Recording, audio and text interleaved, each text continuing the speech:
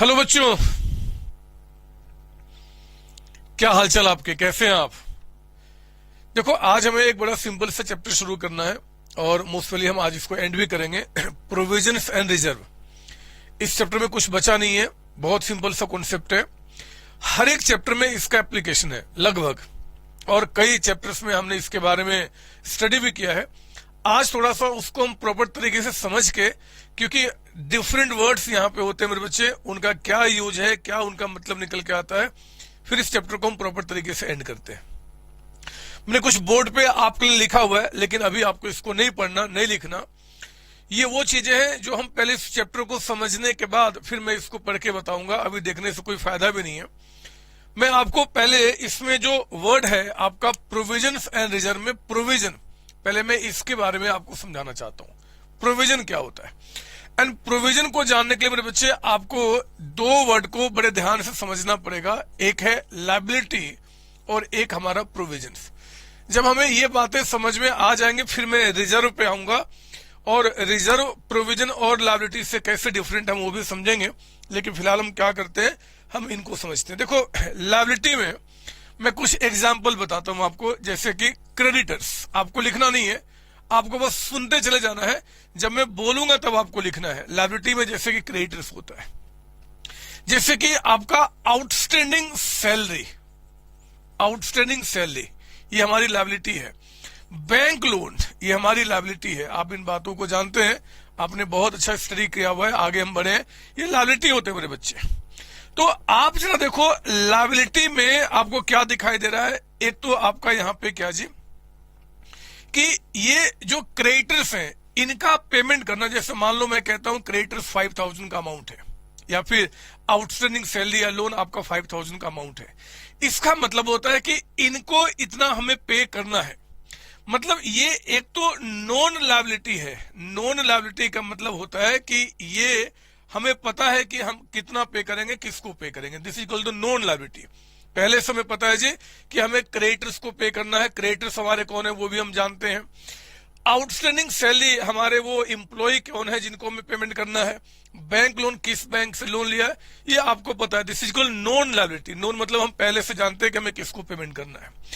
Plus amount जो आपका payable है, अमाउंट जो आपका पेबल है, अमाउंट जो आपको पे करना है इज सर्टेन। मेरे बच्चे, अमाउंट जो पे करना है ना वो भी आप पहले से जानते हैं। हमें क्रेडिटर्स को इतना पे करना है, आउटस्टैंडिंग सैलरी को इतना पे करना है, बैंक लोन को इतना पेमेंट करना है, बिल्स पेबल को इतना पेमेंट करना है। दे आर कॉल्ड लायबिलिटीज, क्योंकि ये नॉन लायबिलिटी है मेरे बच्चे। हम लायबिलिटी का नाम और अमाउंट दोनों जानते हैं कि कितना आपका है। लेकिन प्रोविजन में क्या होता है, पहले मैं कुछ एग्जाम्पल बताऊं। जैसे कि आपका प्रोविजन फॉर टैक्स, बहुत ध्यान से मेरी बात सुनना, मैं क्या बता रहा हूं। प्रोविजन फॉर टैक्स एक होता है, जैसे कि प्रोविजन फॉर मान लो वारंटी। वारंटी, हमने कोई प्रोडक्ट बेचा है, मैंने एसी बेचा है, और मैंने एसी जब बेचा है तो मैंने इस बात की गारंटी दी है कि एसी 3 साल तक ठीक से काम करेगा। अगर काम नहीं किया तो जो भी खराब होगा मैं उस चीज को ठीक कर दूंगा। मतलब मैं ठीक कर दूंगा, एक ऑब्लिगेशन मेरे ऊपर है कि अगर एसी खराब होता है, उसका फैन, उसका कंप्रेसर, उसका कुछ भी, तो मैं उसको ठीक कर दूंगा या रिप्लेस कर दूंगा। तो मेरे बच्चे यहां जरा देखो, इनके बारे में अगर बात करता हूं ना, ये प्रोविजन, तो ये भी एक आपका लायबिलिटी है। टैक्स हमें पे करना है, मैं जानता हूं। वारंटी हमें देना है, मैं जानता हूं। मतलब ये भी क्या है, आपका एक नॉन लायबिलिटी है। लायबिलिटी है मतलब ये लायबिलिटी आपकी है। लेकिन मेरे बच्चे, टैक्स हमें कितना पे करना है, टैक्स हमें कितना पे करना है वो एग्जैक्ट हमें अभी नहीं पता। सर ऐसा क्यों नहीं पता? एक्चुअली थोड़ा सा बड़े हो जाओ, आपको पता चलेगा। इस साल के इनकम पे हम अगले साल टैक्स पे करते हैं। तो जब अगले साल टैक्स पे करने जाएंगे, उस टाइम पे टैक्स रेट क्या होगा, क्या नहीं होगा, हमें एग्जैक्टली नहीं पता होता मेरे बच्चे। रेट कम हो सकता है, बढ़ सकता है, तो हम एक एस्टिमेट लगाते हैं। यानी कि आप देखो जरा, इनका भी पेमेंट करना कंफर्म्ड है, पे तो करना है, लायबिलिटी तो बनेगी, लेकिन वो अमाउंट कितना होगा, अमाउंट अभी आपको पता नहीं है। तो नॉन लायबिलिटी है, लेकिन आपका जो अमाउंट है वो कहते हैं अनसर्टेन अमाउंट है, अनसर्टेन अमाउंट है। यहाँ पे अमाउंट क्या है आपका, अनसर्टेन है। यहाँ पे अमाउंट क्या था आपका, सर्टेन था, लेकिन ये क्या है जी, अनसर्टेन है। प्रोविजन फॉर वारंटी, हमने वारंटी दिया है, हमने वारंटी दिया है कि ठीक है जी, अगर मान लो कि आपका सामान खराब हो गया तो हम आपका पेमेंट कर देंगे। तो यहाँ पे हमने क्या किया मेरे बच्चे, ये तो कंफर्म्ड है कि अगर लायबिलिटी बनती है तो हमें आपका पेमेंट करना पड़ेगा, उसमें कुछ खर्चे करने पड़ेंगे, लेकिन कितना खर्च करना पड़ेगा वो अमाउंट आपको नहीं पता है। तो यहाँ पे अमाउंट सर्टेन होता है, यहाँ पे अमाउंट आपका अनसर्टेन होता है, दोनों में जो फर्क बता रहा हूं। उसी तरीके से अगर मैं बात करूं यहाँ पे, जैसे कि प्रोविजन फॉर डाउटफुल डेप्ट, ये डेटर्स हमारे डूबेंगे, मैंने आपको फाइनल अकाउंट में पढ़ाया हुआ है, डेटर्स हमारे डूबेंगे, लेकिन वो कितना डूबेगा, अमाउंट आपका क्या है, अनसर्टेन आपका है। तो प्रोविजन जो बनता है, एक तो आपका लायबिलिटी के लिए, या फिर मान लो कोई आपका एक्सपेंस के लिए, या फिर कोई लॉस के लिए। लेकिन ध्यान रखना, ये लायबिलिटी, एक्सपेंस या लॉस जो फ्यूचर में होगा, ये तो पक्का है कि होगा, ये होना उनका सर्टेन है, लेकिन वो अमाउंट कितना होगा वो अभी अनसर्टेन है मेरे बच्चे। अमाउंट 0 होगा, 2 रुपए होगा, 5 रुपए होगा, 5 लाख होगा, 20 लाख होगा, ये अभी आपका पक्का नहीं है। तो ऐसी चीजों के लिए हम क्या करते हैं, प्रोविजन बनाते हैं। प्रोविजन फॉर आपका टैक्स हो गया, प्रोविजन फॉर वारंटी हो गया, प्रोविजन फॉर डाउटफुल डेट्स हो गया, प्रोविजन फॉर रिपेयर हो गया, प्रोविजन फॉर रिपेयर, हमें रिपेयरिंग कराना है लेकिन वो एग्जैक्ट अमाउंट कितना होगा वो नहीं पता। उसी तरीके से मेरे बच्चे प्रोविजन फॉर डेप्रिसिएशन जो चार्ज किया वो भी एक एस्टिमेट ही तो है। कौन कह सकता है कि मेरा मशीन पे जो हमने डेप्रिसिएशन चार्ज किया वो एग्जैक्ट वही अमाउंट है जितना हमारी वैल्यू ऑफ मशीन डिक्रीज हुआ है, ऐसा कहना मुश्किल है मेरे बच्चे। ये सारे एस्टिमेट होते हैं। तो जहां पे अमाउंट आपका अनसर्टेन होगा, जहां पे अमाउंट आपका सर्टेन नहीं होगा, वहां पे हम प्रोविजन बनाते हैं। सर ये प्रोविजन क्यों बनाते हैं मेरे बच्चे, इसका भी एक अच्छा रीजन आपका है। अगर कहा जाए तो एक्रूवल कॉन्सेप्ट कहता है कि देखो जी, इस साल के जुड़े हुए जितने भी एक्सपेंसेज हैं, इस साल जो आपने रेवेन्यू अर्न किया, मतलब जो आपने सेल किया, इससे जुड़े हुए जितने भी एक्सपेंसेज है, जितने भी, उनको करंट ईयर में दिखाओ, चाहे वो आपका पे हुआ, चाहे पे नहीं हुआ, चाहे वो कंफर्म्ड हुआ, चाहे वो कंफर्म्ड नहीं हुआ, हमें दिक्कत नहीं है। इस साल का जो जुड़ा हुआ खर्चा वो इस साल का प्रॉफिट लॉस में दिखाइए। तो मेरे बच्चे इसलिए कॉन्सेप्ट आया प्रोविजन का। मतलब अगर मान लो हमें लगता है कि जो हमने जो सेल किया उसमें से कुछ अमाउंट डेटर्स के रूप में है और शायद उनसे पैसा आगे कुछ डूब सकता है, हम बनाते हैं प्रोविजन फॉर बैड डेट्स। हमने जो मशीन यूज किया वो कुछ आपका वैल्यू कम हो गया, वो कितना कम हुआ हमें एक एस्टिमेट लगाते बोलते हैं प्रोविजन फॉर डेप्रिसिएशन। हमने जो गुड्स बेचा है उस पे हो सकता है कि आगे कुछ रिपेयरिंग आपका खर्च करना पड़ जाए, बट कितना खर्च करना पड़ जाए हम प्रोविजन फॉर रिपेयर बनाते हैं। मतलब these are called the provision आपका। तो दोनों में फर्क समझेंगे। जनरली बाहर में डिस्कशन होता है कि यार लायबिलिटी में और प्रोविजन में क्या फर्क है, तो आप उनको बताना लायबिलिटी एक नॉन लायबिलिटी है। नॉन लायबिलिटी मतलब लायबिलिटी होगी वो सर्टेन है और उसका अमाउंट भी आपको पता है, लेकिन प्रोविजन जो बनता है मेरे बच्चे लायबिलिटी के लिए भी बनता है, एक्सपेंसेज के लिए भी बनता है, या फिर लॉसेज के लिए भी बनता है, वो जो फ्यूचर में क्रिएट हो सकते हैं, माफ कीजिए, वो जो फ्यूचर में होंगे पक्का, ये होंगे पक्का, बट वो एग्जैक्ट अमाउंट क्या है वो अमाउंट आपको अभी पता नहीं है। तो जब अमाउंट अनसर्टेन होता है वो क्रिएट आपका यहाँ पे क्या, प्रोविजन। बात समझ में आ रही है? तो हमने कई बार ऐसे वर्ड यूज किए थे, प्रोविजन फॉर टैक्सेशन, हमें टैक्स पे करना है बट कितना पे करना एग्जैक्ट नहीं पता। तो ये सारी बातें आपको यहाँ निकल के आएगी मेरे बच्चे। इन्हीं बातों को मैंने यहाँ पे आपको समझाया हुआ है, कुछ भी नया नहीं है। मैं आपको दिखाता हूँ, जरा सुनना ध्यान से मैं क्या बता रहा हूँ। मैं यहाँ पे रेड ले लूं, और हाँ, जब ये पूरा का पूरा मैं डिस्कशन कर जाऊंगा, जब सारी बातें आपको समझा दूंगा, तो फिर वीडियो को पॉज करके यहां तक लिखेंगे, फिर उसके बाद रिजर्व वाले पार्ट में हम एंट्री करेंगे। तो मैं आपको बता दूं पहले क्या है प्रोविजन। क्या होता है provision? Is an amount set aside by charging it to profit loss account. Profit loss में हम क्या करते हैं, चार्ज करते हैं। ध्यान रखना, जब हम प्रॉफिट लॉस अकाउंट बनाते हैं मेरे बच्चे, प्रॉफिट लॉस अकाउंट, तो जैसे यहाँ पे to rent, up to salary, उसी तरीके से provision for repair, provision for taxation, हम सारे खर्चे दिखाते हैं। मतलब ये चार्ज अगेंस्ट प्रॉफिट है। इसको, इसके होने से क्या होगा कि जो हमारा नेट प्रॉफिट होगा, जो हमारा प्रॉफिट निकल के आएगा वो कम होगा। और होगा ही होगा। जब खर्चे कुछ दिखाएंगे आप तो उस केस में ऑब्वियस बात है कि प्रॉफिट कम होगा। इसलिए कहा गया मेरे बच्चे कि provision is an amount set aside by charging it to profit loss account to provide for a known liability और लॉस। नॉन लायबिलिटी मतलब कोई लायबिलिटी जो फ्यूचर में होगा वो तो पक्का है, या कोई लॉस या फिर कोई एक्सपेंस फ्यूचर में होगा पक्का है, लेकिन the amount of which can not be determined with accuracy. आप उसके अमाउंट को एग्जैक्टली आप नहीं बता सकते कि वो कितना होगा। वो कुछ भी हो सकता है, कुछ भी का मतलब जीरो भी हो सकता है। मतलब हमने प्रोविजन फॉर रिपेयर बना लिया कि हमें कुछ रिपेयरिंग कराना पड़ सकता है, हो सकता है कि रिपेयरिंग ना कराए, जीरो हो गया, बट वो भी एक अनसर्टेन अमाउंट है, हमें नहीं पता कि अमाउंट कितना आपका होगा। हम बेस्ट एस्टिमेट लगाते हुए सब कामों को करते हैं ताकि अकाउंटिंग में जब प्रॉफिट करंट ईयर का निकाला जाए तो जितने सारे वो एक्सपेंसेज हैं जो हो चुके हैं या फिर आपका एस्टिमेट है कि वो होगा, उन सबको प्रॉफिट लॉस में दिखाएं और जेन्युइन प्रॉफिट निकाला जाए मेरे बच्चे, यही हमारा मोटिव होता है।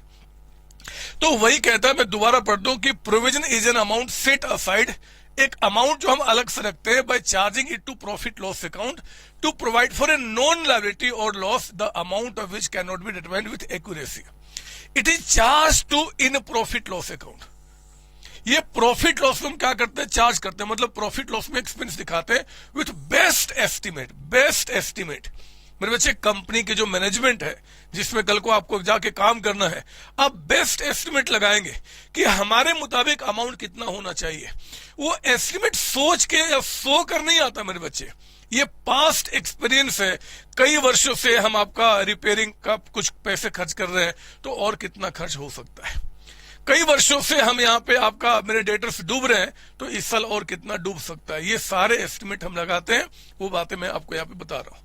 तो एग्जाम्पल में क्या होगा जी, प्रोविजन फॉर टैक्सेशन हो गया, प्रोविजन फॉर डाउटफुल डेट्स हो गया, प्रोविजन फॉर रिपेयर हो गया, प्रोविजन फॉर वारंटी हो गया, एक्सेट्रा बहुत सारे नाम हो सकते हैं। ऑब्जेक्टिव क्या है, क्यों प्रोविजन हम बनाते हैं? तो मेरे बच्चे प्रोविजन बनाने का मोटिव है कि जितने भी एक्सपेंसेज या लॉसेज है इन द ईयर शो करना इन विच दे आर रिलेटेड, जिस साल से वो रिलेटेड है उस साल में ही उस खर्च को दिखाना। Following accrual assumption, accrual due हो जाना, जो करंट ईयर का है उसको करंट ईयर में दिखाए। तो इस एजम्पशन के चलते हम इसको आपका बनाते हैं। फीचर्स क्या है, फीचर्स का मतलब होता है कैरेक्टरिस्टिक्स। आपसे एग्जाम में कैरेक्टरिस्टिक्स पूछ सकता है कि जरा बताओ क्या होगा या फीचर क्या होगा। तो फीचर क्या, जो हम जानते हैं वही तो होगा मेरे बच्चे। ये एक तो फीचर का मतलब उसका आप उसके बारे में क्या जानते हो, वो चीजें क्या है, उसका फीचर कैसा है।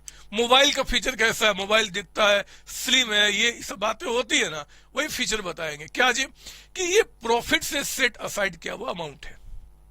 पहला फीचर हो गया, समझ रहा हूं, बाकी पढ़ लेंगे बाद में। प्रॉफिट से सेट असाइड किया हुआ अमाउंट है। सेकेंड, ये दिया जाता है, प्रोविजन बनाते हैं फॉर ए नॉन लायबिलिटी और एक्सपेंसेज और लॉसेज विच में अकर इन फ्यूचर, जो फ्यूचर में हो सकता है।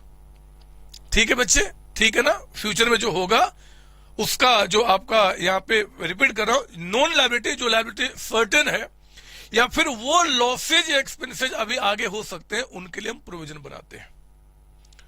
और हाँ, ये प्रोविजन जो बनता है विथ बेस्ट एस्टिमेट बनता है, ये भी एक फीचर हुआ। बिकॉज अमाउंट जो है इट्स अभी नॉट सर्टेन, तो अमाउंट अगर सर्टेन है तो हम एस्टिमेट ही तो लगा सकते हैं, ये एक एस्टिमेट। और हाँ, ये हम क्यों करते हैं जी, to calculate profit accurate, profit को एक्यूरेट निकालने के लिए हम ये आपका काम करते हैं मेरे बच्चे। इन्हीं बातों को लिखना है जो आप it is amount, it is an amount set aside out of profit for a specific purpose, किसी खास पर्पस के लिए। जैसे कि आपका यहाँ पे डेप्रिसिएशन के लिए निकाला, डाउटफुल डेट्स के लिए निकाला, रिपेयरिंग के लिए, जो आपको पता है इसका एक पर्पस के लिए आपने पैसा निकाला हुआ, अलग से किया हुआ है। The purpose of making provision is to meet anticipated loss, जो फ्यूचर में लॉस हो सकता है। A non depletion in value of assets, value of assets में डिप्लेट मतलब वैल्यू कम होने के लिए हम इसको बनाते, जो वैल्यू कम होता है उसके लिए बनाते हैं। या फिर एक liability which has been arising, जो लायबिलिटी हो चुकी है लेकिन अभी अमाउंट एग्जैक्टली नहीं पता। रिपीट कर रहा हूं, यहां पे समझना है क्योंकि बच्चे गलतियां करते हैं। प्रोविजन क्यों बनाते हैं जी, आपका एंटीसिपेटेड लॉस, जो लॉस फ्यूचर में हो सकता है वारंटी में कुछ पैसे खर्च हो सकते हैं, रिपेयरिंग में कुछ पैसे खर्च होते हैं। तो एंटीसिपेटेड लॉस और एक्सपेंस, वो लॉस या एक्सपेंस जो फ्यूचर में हो सकते हैं, हम उसके लिए प्रोविजन बनाते हैं विथ बेस्ट एस्टिमेट, क्योंकि हमें एग्जैक्ट अमाउंट अभी नहीं पता। या फिर एक नॉन लायबिलिटी,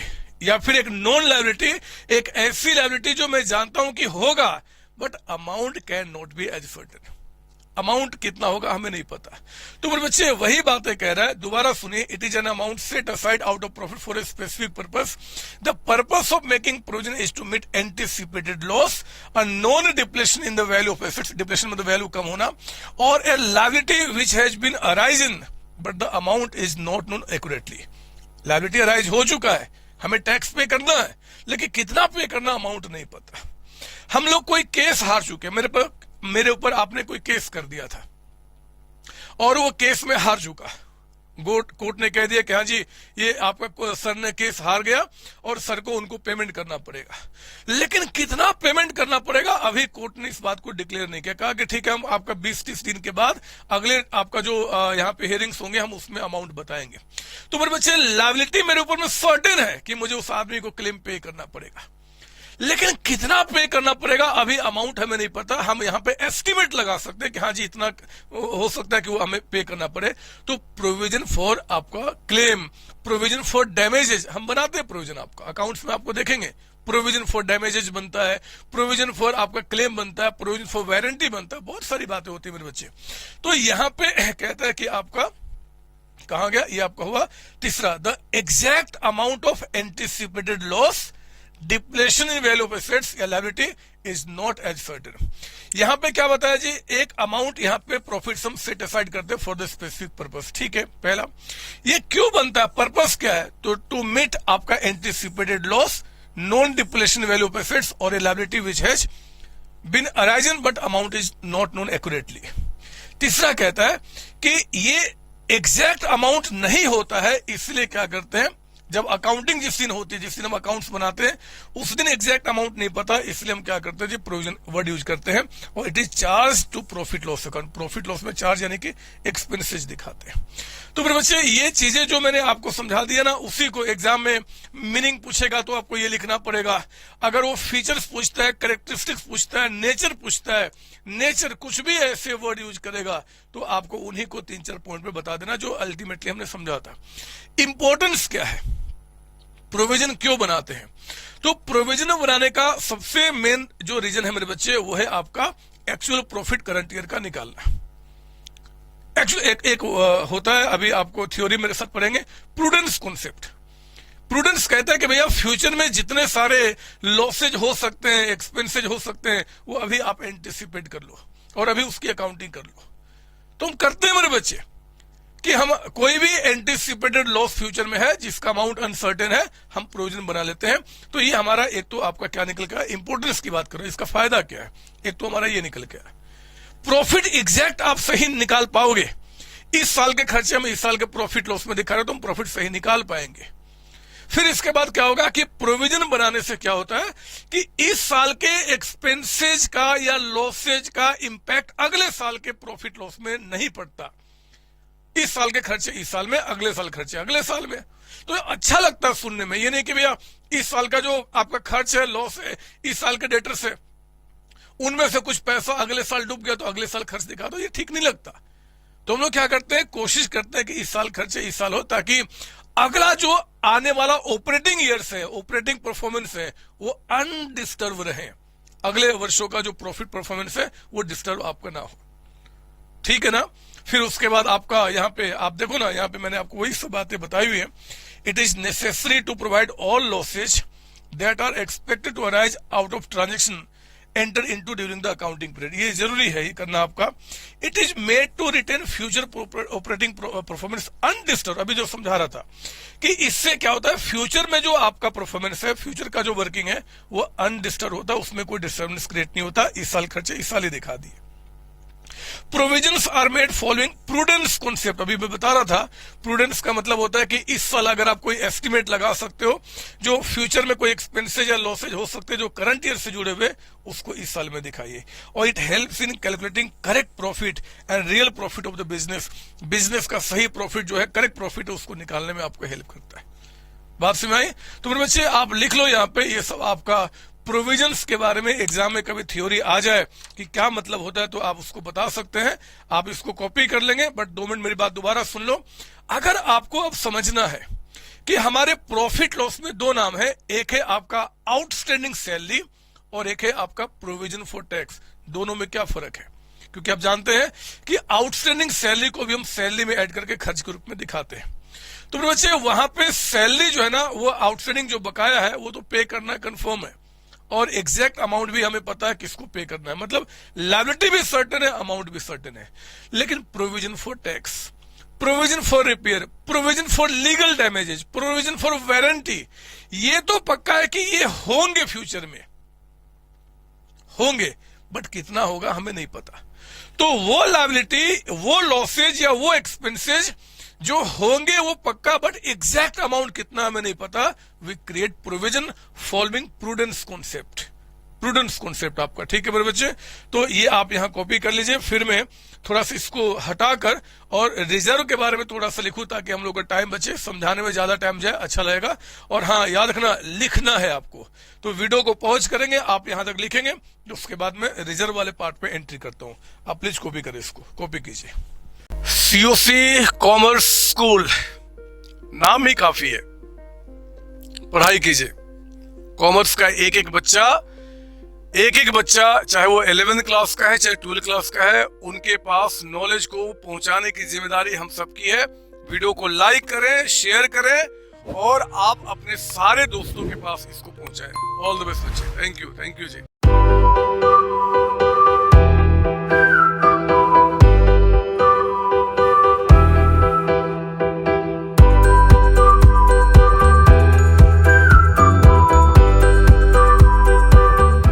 आइए जरा अब हम देखते हैं बच्चे रिजर्व के बारे में। रिजर्व क्या होता है? लेकिन रिजर्व को समझने के पहले थोड़ा सा आपको 2 मिनट, अभी मैंने कुछ लिखा हुआ है, अभी इसकी कॉपी नहीं करनी है। पहले क्या लिखा मैं उन बातों को आपको समझा दूं, फिर उसको डिक्टेट कर दूंगा। उसके बाद अपने कॉपी में नोट डाउन करना, एंड नोट डाउन जरूर करना, क्योंकि ये आपको हेल्प करेगा आगे समझने में। देखो, मैं आपको ना कुछ समझाना चाहता हूं, आप लिखना बंद करेंगे। ये मेरा प्रॉफिट लॉस अकाउंट है, मतलब मैंने 1 साल का अपना प्रॉफिट लॉस कितना कमाया, मैं उस चीज को पता करना चाहता हूं। तो मान लो मेरा यहाँ पे क्या है कि ग्रॉस प्रॉफिट, ध्यान से मेरे शब्दों को सुनना, आपको अच्छा लगेगा। ग्रॉस प्रॉफिट मान लो मेरा 8 लाख रुपीज का है, आपको लिखना नहीं, बस मेरी बात सुननी है। 8 लाख। मैंने रेंट जो पे किया है वो मान लो कि आपका 40,000 का अमाउंट, ये मेरा एक्सपेंस है। सैलरी आपका यहाँ पे 30,000, ये भी मेरा एक्सपेंस है। लॉस बाय फायर, आग लगी और गुड्स लॉस्ट हो गए, मान लो आपका 20,000 का, ये भी मेरा लॉस या एक्सपेंस है। मेरे बैड डेट्स हो चुके हैं, मतलब कुछ डेटर्स डूब चुके हैं, वो अमाउंट कहता है कि मान लो 20,000 का है। ये सारे एक्सपेंस हो चुके हैं मेरे बच्चे, ये सारे एक्सपेंस हो चुके हैं। अब मुझे लगता है कि जो करंट ईयर है, करंट ईयर जो है, इससे जुड़ा हुआ कुछ एक्सपेंस जो आगे हो सकता है, अब मैं उनका एस्टिमेट लगा रहा हूं, जैसे कि प्रोविजन फॉर डाउटफुल डेप्ट। यानी कि हमें लगता है कि इस साल जो हमारे डेटर्स हैं उनमें से भी अगले साल 10,000 डूब जाएगा। We create provision. फिर हमने यहां बनाया आपका provision for repair. Provision for repair मतलब जो गुड्स हमने इस साल बेचा था, हमें लगता है कि उसमें 5,000 का रिपेयरिंग आगे कराना पड़, सॉरी माफ कीजिए, प्रोविजन फॉर वारंटी, आपका वारंटी, यानी कि हमने जो गुड्स बेचा इस बार, उसमें से लगता है कि हमें वारंटी पे इतना पैसा खर्च करना पड़ सकता है, क्योंकि सेल इस बार हुआ है, हम इस साल उसको एक्सपेंस के रूप में दिखाते हैं। 2, प्रोविजन फॉर रिपेयर, हमें लगता है कि जो हमने मशीन इस बार यूज किया वो बहुत ज्यादा यूज किया और उस पर 2,000 रिपेयरिंग एक्सपेंस लग सकता है। हम एस्टिमेट लगा रहे हैं, क्योंकि मेरे बच्चे ये वो लॉसेज या एक्सपेंसेज हैं जो अभी श्योर नहीं है कि वो कितना अमाउंट होगा, उसका हम एस्टिमेट लगा रहे हैं। हम एक क्लेम हार चुके हैं, एक केस हार चुके हैं, और लगता है कि उस केस के हारने के चलते हमें 15,000 रुपीज का पेमेंट करना पड़ सकता है, यानी कि प्रोविजन फॉर लीगल डैमेजेस, क्योंकि केस इस बार आप हारे हैं, ये लायबिलिटी मेरे ऊपर बन सकती है, उसका हम एस्टिमेट लगा रहे हैं, और क्योंकि ये हमें एक एक्सपेंस के रूप में दिखाना, लॉस एक तरीके से हो जाएगा, उसको हमने खर्च के रूप में दिखाया। और फिर इन सबको माइनस करके मान लो नेट प्रॉफिट जो हमारा निकल के आया वो 2 लाख मान लीजिए, क्योंकि हम फिगर में नहीं जा रहे, 2 लाख का अमाउंट। तो मेरे बच्चे ये आपके एक्चुअल एक्सपेंसेज है, और ये आपने एस्टिमेट लगाया डूबने का, वारंटी का, रिपेयर का, आगे जो होगा प्रोविजन फॉर टैक्स का, बहुत सारी बातें आपका, ये प्रॉफिट निकल के आ गया, ये प्रॉफिट हो गया। अब हमें लगता है कि जो प्रॉफिट हमने कमाया है, जरा बताओ ये प्रॉफिट कौन लेके चला जाएगा? अगर मैं एक फर्म की बात करूं ना, फर्म सोल प्रोप्राइटर, तो मेरे बच्चे ये ओनर लेके चले जाते हैं। और अगर मैं किसी कंपनी की बात करूं, तो कंपनी के मालिक जिसको हम बोलते हैं शेयर होल्डर्स, वो शेयर होल्डर्स क्या करेंगे? इस पैसे को लेके चले जाएंगे।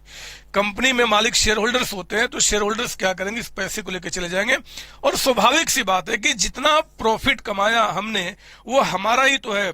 मैं अगर हूं अकेले तो मैं अपने घर लेके चला जाऊंगा, कंपनी में कई सारे मालिक हैं तो उनको हम शेयर होल्डर बोलते हैं, वो घर लेके चले जाएंगे 2 लाख का अमाउंट। लेकिन जरा सोचो आप कि मैं अपने सीओसी बिजनेस की बात कर रहा हूं, कॉन्सेप्ट ऑनलाइन क्लास, आपने नाम तो सुना ही होगा। मैं अपने फर्म की बात कर रहा हूं कि जितना प्रॉफिट मैं कमाता हूं, अगर वो सारा का सारा प्रॉफिट मैं अपने घर में जाके अपने बच्चों पे, अपने फैमिली पे, अपने दोस्तों पे मैं सारा खर्च कर दूं, तो बताओ फिर मेरे इस कंपनी का, इस बिजनेस का ग्रोथ कैसे होगा, एक्सपेंशन कैसे होगा? मेरे बच्चे, बिजनेस को एक्सपेंड करने के लिए वी नीड रिसोर्सेज, यानी कि पैसा चाहिए। वो पैसा कहां से आएगा?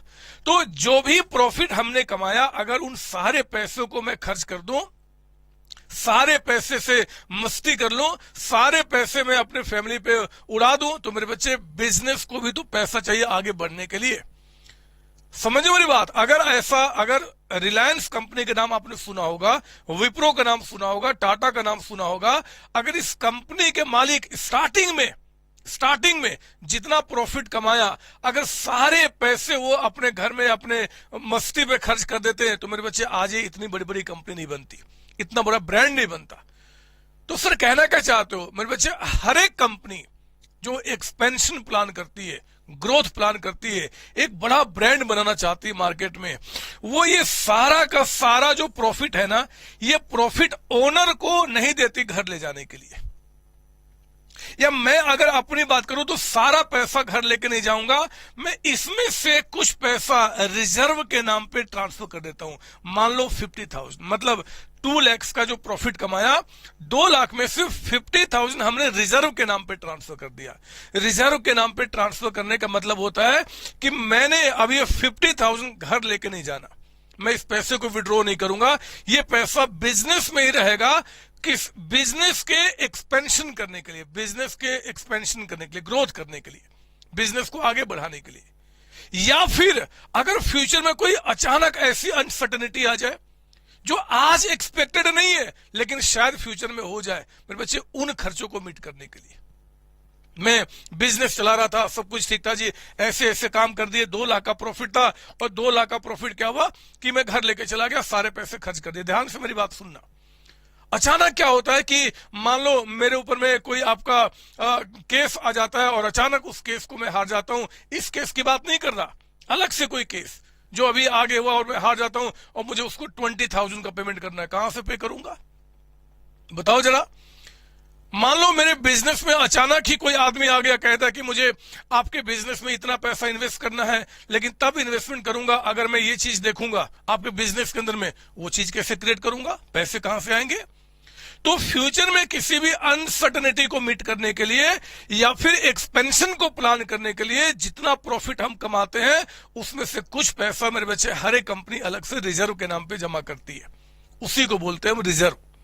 तो फर्क समझना, प्रोविजन क्या है? एक आपका ऐसा एक्सपेंस, लॉस या लायबिलिटी जो फ्यूचर में हो सकता है, बट उसका अमाउंट अभी आपको नहीं पता कितना होगा। लायबिलिटी होगा ये पक्का है, लॉस होगा पक्का है, एक्सपेंसेज होंगे पक्का है, बट उसका अमाउंट कितना होगा एग्जैक्ट नहीं पता। हम प्रोविजन बनाते हैं, मेरे बच्चे। लेकिन रिजर्व क्या है? ये कोई प्रोविजन नहीं है, ये किसी नॉन खर्च के लिए ये आप रिजर्व नहीं बनाते। अनसर्टेनिटी, अचानक फ्यूचर में कोई रिक्वायरमेंट आ गया, उसके लिए पैसे कहां से आएंगे, बिजनेस का एक्सपेंशन करना है, ग्रोथ करना है, उसके लिए पैसे कहां से आएंगे, इन सबको मीट करने के लिए काम करते हैं। अचानक कोई टेक्नोलॉजी चेंज हो गई, नया टेक्नोलॉजी के लिए पैसे चाहिए, कहां से आएंगे, हम रिजर्व के रूप में रखते हैं मेरे बच्चे। तो वही कहा मैंने, रिजर्व जो होता है, ध्यान रखना, रिजर्व में जो पैसा ट्रांसफर होता है ये कभी भी आप प्रॉफिट निकालने तक इसको माइनस नहीं करते। प्रॉफिट निकालने तक हम किसको माइनस करते हैं, एक्सपेंसेज को या फिर प्रोविजन को। रिजर्व जो मेरे बच्चे वो इसमें से माइनस नहीं होता, ये प्रॉफिट निकालने के बाद ये प्रॉफिट में से इसका एप्रोप्रिएशन होता है। एप्रोप्रिएशन का मतलब प्रॉफिट कहां कहां यूज किया जाएगा, हम उसके नाम पे पैसा अलग अलग करते हैं। इतना रिजर्व में, इतना ये कर दो, इतना वो कर दो, वो बातें निकल के आती है। तो आप समझो जरा, रिजर्व क्या होता है, it is created to meet future expansion, future growth और to meet future uncertainty which may happen at any time. कुछ भी फ्यूचर में अगर ऐसा हो गया, उसके लिए पैसा कहां से आएंगे, तो वो काम हम करते हैं मेरे बच्चे। बात समझ आ रही है? तो ये हमारा क्या हुआ आपका यहाँ पे रिजर्व। हाँ, कुछ ऐसे भी रिजर्व होते हैं जो कि कानून के अंदर में लॉ ने कहा है कि आपको क्रिएट करना पड़ेगा। जैसे कि मैं अब आपको थोड़ा सा बताऊं, लेकिन अभी आप बहुत छोटे बच्चे, जब बड़े होंगे तो अपने आप समझ में आ जाएंगे। ये नाम आगे जैसे जैसे आप बड़े होंगे किसी न किसी चैप्टर में आएंगे। एक होता है कैपिटल रिडम्पशन रिजर्व। सुनो, ऐसे रिजर्व लास्ट में इसलिए बता दिया, अभी आप कैपिटल रिडम्पशन रिजर्व। एक होता है डिवेंचर्स रिडम्पशन रिजर्व। ये जो रिजर्व होते हैं मेरे बच्चे, इनका बनाना कंपल्सन है under the companies act 2013। Companies act ने कहा है। सर ये क्यों बनता है, अब कहा ना, कुछ है ऐसी आपकी रिक्वायरमेंट जहां पे वो कहते हैं कि आपको बनाना पड़ेगा और उसके लिए थोड़ा सा बड़ा होना पड़ेगा, क्योंकि अभी बताने कोई फायदा नहीं है, आपको बस नाम याद रख लेना है। जैसे ही बड़े आप होंगे मैं आपको दिखूंगा वहां पे और इन सबका मीनिंग आपको बताना शुरू करूंगा। ये पक्का है कि जब अकाउंट्स पूरा आप समझ जाएंगे तब तक सारी बातें क्लियर हो जाएंगी। तो फिलहाल मैंने रिजर्व का मतलब बताया। देखो ना, रिजर्व का मतलब क्या होता है, are the amount set aside out of profit. ये हम कहां से अलग करते हैं, प्रॉफिट से। लेकिन it is an appropriation of profit to strengthen the financial position of the business. Business के फाइनेंशियल पैसे का कोई स्ट्रेंथ बढ़ाने के लिए, उनका बेस स्ट्रॉन्ग करने के लिए खूब सारे पैसे चाहिए, उसके लिए हम ये काम करते हैं। रिजर्व प्रोविजन क्या था, वो भी प्रॉफिट से निकाला हुआ अमाउंट था, बट वो क्रिएट क्या था जी, किसी नॉन लायबिलिटी या फिर फ्यूचर आपका जो लॉसेज एक्सपेंसेज हो सकते हैं उनको मीट करने के लिए। बट यहाँ पे क्या है, बिजनेस को स्ट्रेंथन करने के लिए, एक्सपेंड करने के लिए, बढ़ाने के लिए हम इसको करते हैं। और ये प्रॉफिट का एप्रोप्रिएशन है, ध्यान रखना। ये जो है बच्चे, ये चार्ज अगेंस्ट, इसको बोलते हैं charge against profit. Charge against का मतलब कि प्रॉफिट निकालते समय इसको चार्ज यानी कि एक्सपेंस के रूप में दिखाते हैं। ये सभी चार्ज अगेंस्ट प्रॉफिट है, लेकिन रिजर्व जो होते हैं वो चार्ज अगेंस्ट प्रॉफिट नहीं होते, वो तो आपका एप्रोप्रिएशन ऑफ प्रॉफिट, आपका प्रॉफिट का एप्रोप्रिएशन आपका, ठीक है ना। कहते हैं कि reserves are not created to meet any liability. ध्यान देना, किसी लायबिलिटी को मीट करने के लिए ये क्रिएट नहीं होता। ये क्यों बनाए जाते हैं, it is created to meet known और unknown contingency that may arise in future. कुछ ऐसा चीज के लिए ताकि फ्यूचर में अचानक कुछ हो गया, कोई कंटिजेंसी है, कोई अनसर्टेनिटी है, अचानक किसी काम के लिए पैसे की रिक्वायरमेंट आ गया, हम उसके लिए बनाते हैं। मशीन मेरा काम चल रहा है, हम मशीन पे प्रोविजन फॉर डेप्रिसिएशन बना रहे हैं बड़े अच्छी तरीके से, लेकिन अचानक मान लो मशीन कभी बर्बाद हो गया जी, आग लग गई, खत्म हो गया, पैसा कहां से आएगा, हमने तो एस्टिमेट से प्रोविजन इतने का बनाया था, उसके लिए हम पैसा, रिजर्व फॉर रिप्लेसमेंट कहा जाता है फॉर मशीनरी। बहुत सारी बातें अभी आने वाली है, तो मैं वो बता रहा हूं आपका यहाँ क्या। वही एग्जाम्पल में जैसे जनरल रिजर्व हो गया, रिजर्व फॉर एक्सपेंशन हो गया मेरे बच्चे, reserve for equalisation of dividend. अभी ये वर्ड आपके लिए नया होगा, बड़े होंगे तो समझ जाएंगे, मैं थोड़ा सा बता दूं। कंपनी के अंदर में जो शेयर होल्डर्स होते हैं उनको हम जब प्रॉफिट देते हैं हम उनको बोलते हैं डिविडेंड। कंपनी के अंदर में शेयर होल्डर्स को हम जब प्रॉफिट ये देते तो उसको क्या बोलते हैं, डिविडेंड। अब मान लो कंपनी ने इस साल प्रॉफिट बहुत ज्यादा कमाया, बहुत ज्यादा प्रॉफिट, तो मेरे बच्चे सारा पैसा हम आपको इस साल डिविडेंड ग्रुप में नहीं देते, कुछ पैसा अलग से रख देते हैं। क्यों रखते हैं, अगर कभी प्रॉफिट हमारा कम होता है तो उस साल में यहां जो पैसा ज्यादा था उसमें से निकाल के हम डिविडेंड पे कर देंगे, ताकि आपको एक रूटीन में अच्छा खासा पेमेंट मिलते रहे। डिविडेंड को इक्वलाइज करना। दोबारा सुनिए, जब प्रॉफिट कंपनी ने ज्यादा कमाया तो प्रॉफिट में से कुछ पैसा इस रिजर्व के नाम पे हम अलग से निकाल देते हैं। डिविडेंड इसको बोलते हो एक्चुअली डिविडेंड इक्वलेशन रिजर्व आपका, या रिजर्व फॉर डिविडेंड इक्वलेशन, कुछ भी कहते हैं। तो वो पैसा निकाल कर रख देते हैं, अगले साल का भी प्रॉफिट कम होगा तो इसमें से निकालकर हम आपको पे कर देंगे। कोई अनसर्टेनिटी को मीट करने के लिए, एक्सपेंशन करने के लिए सब पैसे हम क्रिएट करते हैं। These are called reserve. कहता है कि ये जो अभी आगे नहीं, बस इतना समझ लो हमने रिजर्व के बारे में क्या बताया। अब मेरी बात सुनना, रिजर्व जो होते बच्चे वो भी दो तरीके के होते हैं। मैं आपको मिटा दूं, ये रिजर्व जो आपका ये भी दो तरीके का होता है। पहले मैं इसको मिटा दूं फिर आपको तरीके से और समझाऊं, क्योंकि ये आप जो स्टडी कर रहे हैं एक्चुअली पूरा नॉलेज अभी आपको समझ में नहीं आएगा, लेकिन फिर भी कोशिश करूंगा कि सारी बातें आपको समझ में आए।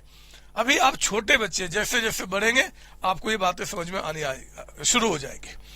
पर बच्चे मैंने कहा आपका यहाँ पे कि जो आपके रिजर्व होते हैं, रिजर्व ये भी दो तरीके के होते हैं। एक होता है, अभी लिखना नहीं, सुनना मेरी बात, एक होता है रेवेन्यू रिजर्व, रेवेन्यू रिजर्व, और एक होता है आपका capital reserve, capital reserve. Sir ये क्या होता है, मैं आपको बताता हूं। बच्चे रेवेन्यू रिजर्व का मतलब होता है कि जो आप रेवेन्यू प्रॉफिट से बनाते हो, रेवेन्यू प्रॉफिट। सर ये रेवेन्यू प्रॉफिट क्या होता है मेरे बच्चे? जो आप प्रॉफिट लॉस अकाउंट बनाते हो ना, प्रॉफिट लॉस अकाउंट, तो आप क्या करते हो? सेल्स, मतलब ट्रेडिंग प्रॉफिट लॉस अकाउंट की बात कर रहा हूं, आप सेल्स यहां लिखते हो। सेल्स में से अपने सारे खर्चे माइनस करते हो, फिर जो प्रॉफिट निकल के आता है मान लो 8 लाख, ये कहा जाता है रेवेन्यू प्रॉफिट। रेवेन्यू प्रॉफिट का मतलब जो मेन आपका बिजनेस है, उस बिजनेस से जो प्रॉफिट कमाते हो हम उसको बोलते हैं रेवेन्यू प्रॉफिट। मेरा बिजनेस क्या है? मैं अपनी क्लासेस जो है बच्चों को पढ़ाता हूं, उनसे रेवेन्यू कमाता हूं, मेरा मेन बिजनेस हुआ मेरे बच्चे। इससे जो रिजर्व क्रिएट करूंगा उसको बोलते हैं रेवेन्यू रिजर्व।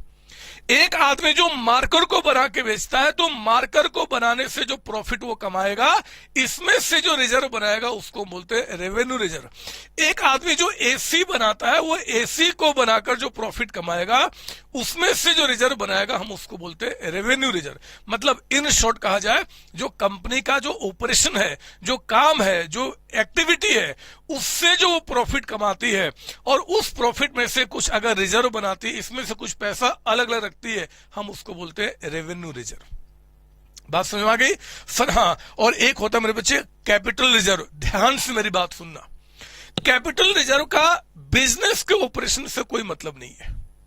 अगर सिंपल शब्दों में बात किया जाए तो मेरे जो लॉन्ग टर्म लायबिलिटीज है, ध्यान से मेरी बात सुनेंगे, long term liabilities, fix liability यानी कि लॉन्ग टर्म एसेट्स यानी कि फिक्स्ड एसेट्स, या फिर कैपिटल, कैपिटल मेरे बच्चे, इनसे जब हमें कोई फायदा होता है, इनसे कोई फायदा होता है, हम उसको कैपिटल प्रॉफिट कहते हैं। जैसे कि मेरा लैंड जो था, लैंड मेरे पास 5 लाख का था, हमने 6 लाख में बेच दिया। मेरा काम लैंड बेचना नहीं है मेरे बच्चे, मेरा काम पढ़ाना है।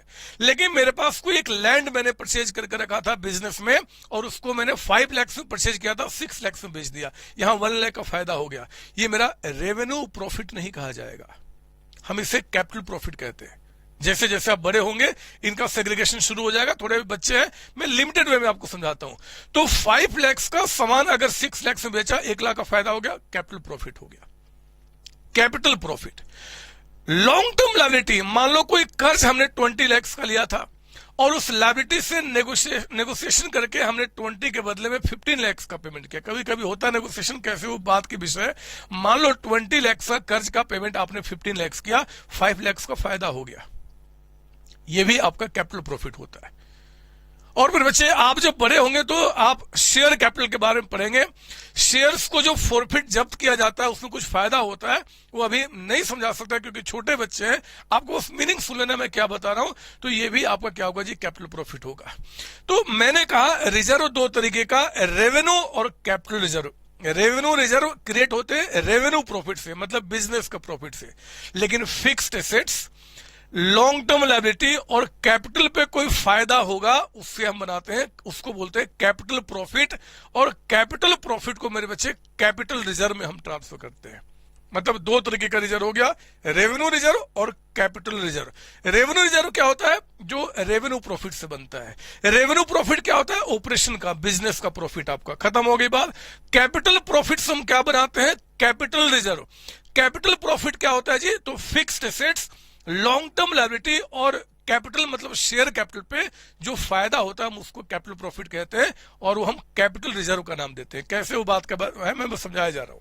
तो टाइप्स ऑफ रिजर्व, रिजर्व कितने तरीके के होते हैं? दो, रेवेन्यू और दूसरा क्या? Capital. Revenue reserves are set aside from revenue profit, ये revenue profit which are available for owner, जो ओनर के लिए रहता है। मेरे बच्चे ये पैसा ओनर के लिए या फिर शेयर होल्डर्स के लिए। कंपनी में हम क्या बोलेंगे? अगर मैं फर्म की बात करूं तो ओनर का, कंपनी में क्या बोलेंगे? शेयर होल्डर्स को। और शेयर होल्डर्स को ये प्रॉफिट किस रूप में देते हैं? In the form of dividend. मतलब वो प्रॉफिट जो ओनर के लिए है या शेयर होल्डर्स को डिविडेंड के रूप में जो प्रॉफिट देते हैं, मतलब प्रॉफिट आपका, उसको बोलते हैं रेवेन्यू रिजर्व। दोबारा सुनिए, revenue reserve are set aside, निकाले जाते हैं, बनाए जाते हैं। कहां से जी? रेवेन्यू प्रॉफिट से। रेवेन्यू प्रॉफिट का मतलब क्या? वो प्रॉफिट जो ओनर के लिए अवेलेबल है या फिर शेयर होल्डर्स के लिए। कैपिटल रिजर्व क्या होता है? कहता है कि are set aside out of capital profit, capital profit.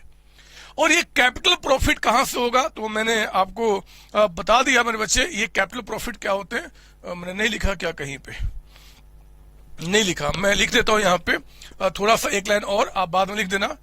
कहीं लिखा तो था, चलो कोई नहीं। एग्जाम्पल में बता दिया कि जैसे प्रॉफिट प्रायर टू इनकॉर्पोरेशन, ये सारे नाम अभी आपको समझ में नहीं आएंगे, बस थोड़ा थोड़ा समझाऊंगा, बाकी जैसे जैसे बड़े होंगे आपको समझ में आएगा। इनकॉर्पोरेशन का मतलब होता है कंपनी का रजिस्ट्रेशन, कमेंसमेंट मेरे बच्चे। तो कंपनी ने के कमेंसमेंट के पहले जो प्रॉफिट कमा लिया उसको बोलते हैं प्रॉफिट प्रायर टू इनकॉर्पोरेशन, ये भी कैपिटल प्रॉफिट है। सिक्योरिटी प्रीमियम रिजर्व, कंपनी ने शेयर्स मतलब ओनर का जो कैपिटल है, शेयर, वो 10 रुपए का ज्यादा पे बेचा, जितने ज्यादा पे बेचेगा वो सिक्योरिटी प्रीमियम रिजर्व होता है। आगे का विषय छोटे बच्चों का नहीं है, बड़े होंगे तो समझ में आएगा। Profit on forfeiture of shares, shares को फॉरफिट करने पे, जब्त करने पे कुछ फायदा हो गया। फिक्स्ड एसेट्स को बेचने पे कोई फायदा हो गया। कैपिटल रिडम्पशन रिजर्व, ये सब कैपिटल रिजर्व आपके होते हैं। फिक्स्ड एसेट्स को रिवैल्यू किया, उस पर कोई फायदा हो गया। हमारे पास 20 लाख का एसेट्स था, बढ़ा के हमने 22 लाख कर दिया क्योंकि वैल्यू बढ़ गया, ये 2 लाख का फायदा हो गया, हम बोलते हैं कैपिटल प्रॉफिट है, मतलब capital reserve. Long term liability पे कोई फायदा आपको हो जाना, ये सब मेरे बच्चे यहाँ पे क्या होते हैं? कैपिटल रिजर्व निकल के आते हैं, है ना, कैपिटल रिजर्व आपका। तो रेवेन्यू रिजर्व दो तरीके के होते हैं, रेवेन्यू और कैपिटल। रेवेन्यू रिजर्व कहां से बनते हैं? रेवेन्यू प्रॉफिट से। ये कहां से बनता है? कैपिटल प्रॉफिट से। कैपिटल प्रॉफिट क्या होते हैं? ये है क्या? तो fixed assets, long term liability और शेयर कैपिटल, मतलब शेयर्स पे, कैपिटल को कंपनी में हम शेयर कैपिटल कहते हैं मेरे बच्चे, उस पे जो फायदा होगा उनको हम कैपिटल प्रॉफिट कहेंगे और कैपिटल रिजर्व से बनेगा आपका, ठीक है ना। अब ये जो रेवेन्यू रिजर्व है ना, ये जो हम प्रॉफिट से निकालते हैं मेरे बच्चे, ये रिजर्व भी जो है ना, इसमें से जो निकालते हैं, मैं यहां बता दूं, रेवेन्यू प्रॉफिट से क्या बना? Revenue reserve. Revenue reserve, revenue profit से क्या बना? Revenue reserve. ये जो रिजर्व हम बनाते हैं, जो प्रॉफिट से निकाल के पैसा रखते हैं, ये भी दो तरीके का होता है। एक होता है आपका यहां पे क्या जी? General reserve. बस सुनते चलो, अच्छा लगेगा, ये जैसे जैसे बड़े होंगे आपको समझ में आना शुरू हो जाएगा। लेकिन न्यू जो है मेरे बच्चे, बेस जो है वो यहीं पे लिखा जाएगा आपकी इसी क्लास में। रेवेन्यू रिजर्व में एक होता है जनरल रिजर्व और एक होता है स्पेसिफिक रिजर्व। स्पेसिफिक रिजर्व, अब मेरी बात सुनो ध्यान से, मेरी बात सुनो, मैं क्या बोलना चाहता हूं, समराइज कर रहा हूं पहले। रिजर्व दो तरीके के, रेवेन्यू रिजर्व और कैपिटल रिजर्व। रेवेन्यू रिजर्व हम कहां से बनाते हैं? रेवेन्यू प्रॉफिट से, मतलब बिजनेस के प्रॉफिट से। कैपिटल रिजर्व हम कहां से बनाते हैं? कैपिटल प्रॉफिट से। और वो कैपिटल प्रॉफिट आपके पास कहां से आएगा? Fixed assets, long term liability या शेयर कैपिटल, मतलब कैपिटल पे कोई फायदा होगा तो। कैपिटल प्रॉफिट, कैपिटल रिजर्व को हमने अलग कर दिया, कैपिटल रिजर्व के नाम को अलग कर दिया। अब आ गया रेवेन्यू रिजर्व। रेवेन्यू रिजर्व भी दो तरीके के होते हैं बच्चे, एक होता है जनरल रिजर्व, जनरल, और एक होता है स्पेसिफिक रिजर्व। जनरल नाम ही कह रहा है जनरल है, हमने प्रॉफिट से कुछ पैसा निकाल के अलग से रख दिया, जहां मन वहां खर्च कर लेंगे। जहां मन वहां, मतलब कोई अगर मान लो कि सपोज की कोई एक्सपेंशन करना है, कोई ग्रोथ करना है, किसी को मिठाई खिलाना है, किसी को पानी पिलाना है, कभी मन करता है कि नहीं जी उसमें से कुछ पैसा मैं घर लेके चला जाऊं, लेके जा सकता हूं। मतलब जनरल रिजर्व जो होता है उस पर कोई भी आपका यहाँ पे वो पैसा कहीं भी यूज कर सकते हैं, और पैसा अगर यूज नहीं करना तो ओनर यानी कि जो मालिक है उस पैसे को कभी भी घर लेके जा सकता है। अगर मुझे लगता है कि मैंने इस साल जो प्रॉफिट कमाया था उसमें से 50,000 रुपए अलग से रख दिए, लेकिन उसकी कोई रिक्वायरमेंट नहीं करना एक्सपेंशन, मुझे नहीं ग्रोथ करना, मुझे बस घर में जाके सोना है, तो पैसा मैं घर लेके जा सकता हूं। कौन सा? जनरल रिजर्व की बात कर रहा हूं, जनरल रिजर्व आपका समझ रहे हो। तो जनरल रिजर्व जो होता है ना, हम इसको फ्री रिजर्व भी कभी कभी कहते हैं। या छोड़ो, आप कंफ्यूज हो जाओगे, आपके लिए क्या रहेगा जी, अभी जनरल रिजर्व आपका, ये जनरल आपका हो गया। स्पेसिफिक रिजर्व, हमने जो इस साल प्रॉफिट कमाया उसमें से कुछ पैसा अलग से जमा किया, लेकिन किसी खास पर्पस के लिए, किसी खास पर्पस के लिए। वो पर्पस कौन तय करेगा? या तो मैनेजमेंट या फिर कानून। मैनेजमेंट यानी कि मैं, या फिर कानून, अगर हमारे देश का कोई कानून तो वो भी तय कर सकते हैं हमारे बच्चे। हम उसको बोलते हैं स्पेसिफिक। रिपीट कर रहा हूं, ये रेवेन्यू रिजर्व जो है वो रेवेन्यू प्रॉफिट का मतलब क्या? जो हम ट्रेडिंग प्रॉफिट लॉस बनाते हैं उससे निकाला हुआ प्रॉफिट। जितना भी हमने प्रॉफिट कमाया, मान लो 10 लाख रुपीज, हमने उसमें से कुछ पैसा रख लिया, मान लो 2 लाख रुपीज, इसको हम क्या बोलेंगे? रेवेन्यू। रेवेन्यू रिजर्व जो होगा वो दो तरीके का हो सकता है, या तो जनरल, मतलब कहीं भी उसको यूज कर सकता हूं, कहीं भी किसी भी काम के लिए, एक्सपेंशन के लिए, ग्रोथ के लिए, किसी और काम के लिए मन करे तो मैं इसको घर लेके जा सकता हूं। मतलब ये पैसा बिल्कुल फ्री होता है, फ्री फ्रॉम एनी ऑब्लिगेशन। कोई भी आपका स्पेसिफिक पर्पस नहीं होता, कुछ भी कर सकता हूं। लेकिन ये जो क्रिएट होते हैं किसी खास पर्पस के लिए। मतलब सर मैं बताता हूं, मैंने वर्कमैन कंपनसेशन रिजर्व बना दिया। कल को मान लो कोई वर्कर रिटायर होगा, किसी का अगर एक्सीडेंट होगा, किसी को चोट लग जाएगी, हम इसमें से निकालकर उसको पे कर देंगे। आज वो लायबिलिटी नहीं है मेरे बच्चे, आज वो एक्सपेंस नहीं है, आज किसी को चोट नहीं लगा, लेकिन लगता हमने क्या किया, पैसा रख दिया अलग से, कल को किसी का एक्सीडेंट हो गया चाहे कुछ हुआ तो हम उसमें से निकाल के पे कर देंगे। मैं आपको एक बात बता रहा हूं, नाम नहीं लूंगा बट ध्यान सुनना। मेरी जो सोसाइटी है जहां मैं रहता हूं, वहां पे क्या हुआ कि बगल में एक आपका एक और बिल्डिंग बन रही है। अब कल क्या हुआ था कि बिल्डिंग पे से एक लेबर गिर गया और उसे चोट लगी, बहुत गहरी चोट लग गई। अभी बीच की बात कर रहा हूं, मतलब साल के बीच में, ये साल के एंड की बात नहीं कर रहा, बीच में क्या हुआ, क्या ऐसा हुआ। अब उसको जो सोसाइटी का ओनर है, जो मालिक है, जो कंपनी, उसको 20 लाख रुपीज कंपनसेशन पे करना पड़ा। अभी 20 लाख जो पे करना पड़ा, पैसा कहां से आएगा? तो उसने क्या किया था, पहले से रिजर्व यानी कुछ पैसा अलग से जमा करके रखा था। और हर एक बिजनेसमैन को करना होता है मेरे बच्चे। कौन सी अनसर्टेनिटी कब हमारे पास आ जाएगी और कुछ पैसे की रिक्वायरमेंट हो जाएगी, किसी को नहीं पता। तो अगर किसी खास पर्पस के लिए, मतलब पैसा जो हमने प्रॉफिट से निकाला था, हमने कह दिया कि यार अगर वर्कर किसी का एक्सीडेंट होगा तो हम इसमें से पैसा पे कर देंगे। इन्वेस्टमेंट की वैल्यू मेरी गिर जाती है अगर, तो हम इसमें से पैसा निकाल के उसको कंपनसेट कर देंगे। मतलब कई तरीके का होता है आपका। तो मैं वही बता रहा हूं कि जो रेवेन्यू रिजर्व होते हैं, एक होता है जनरल रिजर्व और एक होता है स्पेसिफिक। देखो, जनरल रिजर्व का मतलब होता है it is an amount set aside not for any specific purpose, किसी भी पर्पस के लिए नहीं होता है। It is available for any future uncertainty और एक्सपेंशन ऑफ बिजनेस। ये आपका किसी भी फ्यूचर अनसर्टेनिटी या एक्सपेंशन के लिए आपका होता है। स्पेसिफिक रिजर्व क्या होता है? कहते हैं कि ये वो रिजर्व है जो कि क्रिएट किया गया किसी खास पर्पस के लिए and can be used only for that purpose. जैसे कि वर्कमैन कंपनसेशन रिजर्व हो गया, डिवेंचर्स रिडम्पशन रिजर्व। मेरे बच्चे ये नया नाम है, ये आपको 12वीं क्लास में जाके पता चलेगा इसका क्या मतलब होता है। तो ये डिवेंचर्स रिडम्पशन रिजर्व जो आपका है, ये एक कानून के द्वारा, मतलब कंपनीज एक्ट 2013 में बोला गया है। मैं ज्यादा नहीं समझा सकता, तो पूरा 12 क्लास पढ़ाना पड़ेगा, बात का विषय। इन्वेस्टमेंट फ्लक्चुएशन रिजर्व हो गया। इसी तरीके से मैं आपको एक और नाम दे दूं, यहाँ पे CRR, मतलब capital redemption reserve, redemption reserve. ये सब जो रिजर्व होते हैं ना, they are called specific reserve आपका। तो ये आपको ध्यान रखना है। आपको ये मैं जो टॉपिक ये बता रहा हूँ, एक्चुअली क्या है ना, इसमें एक बहुत वास्टनेस है बच्चे। हम जैसे जैसे बड़े होंगे और बड़े होंगे और बड़े होंगे, इनका क्लेरिफिकेशन आना शुरू हो जाएगा। लेकिन जो बेस है वो मैंने आपको बता दिया। रिजर्व दो तरीके के, एक आपका रेवेन्यू, एक कैपिटल।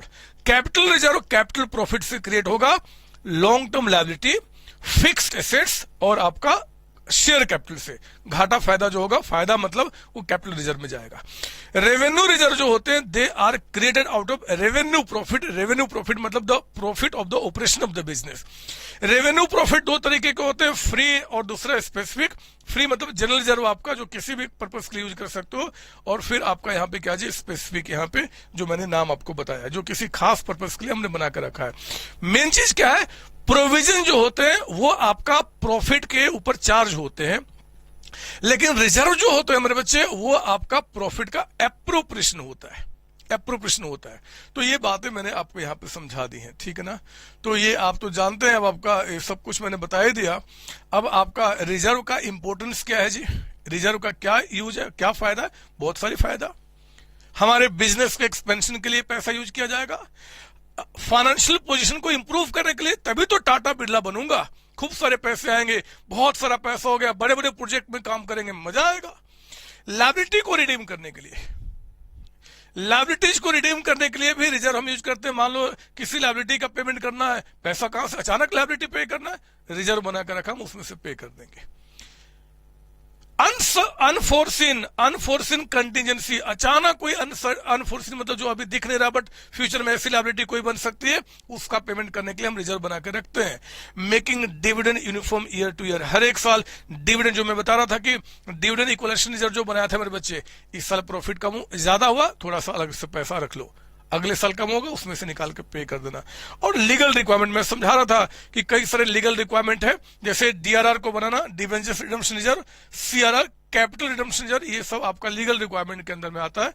तो ये सब कंप्लाई करने के लिए ये इंपॉर्टेंस आपका निकल गया। बात समझ में आ गई सर? हाँ, तो ये मैंने रिजर्व के बारे में समझाया। एक बात और बता दो, आप किसी को बोलना नहीं, क्योंकि मैं बहुत इन डेप्थ वर्ड पे आ रहा हूं, आपको ज्यादा मजा आएगा चीजों को बाद में समझने के लिए। पता कभी कभी क्या होगा, आप बैलेंस शीट में दो चीज देखेंगे। कभी कभी आपका क्या होगा, कभी कभी आपके बैलेंस शीट में दो चीजें दिखाई देंगी। एक चीज दिखाई देगा रिजर्व, और कभी कभी दिखेगा रिजर्व फंड।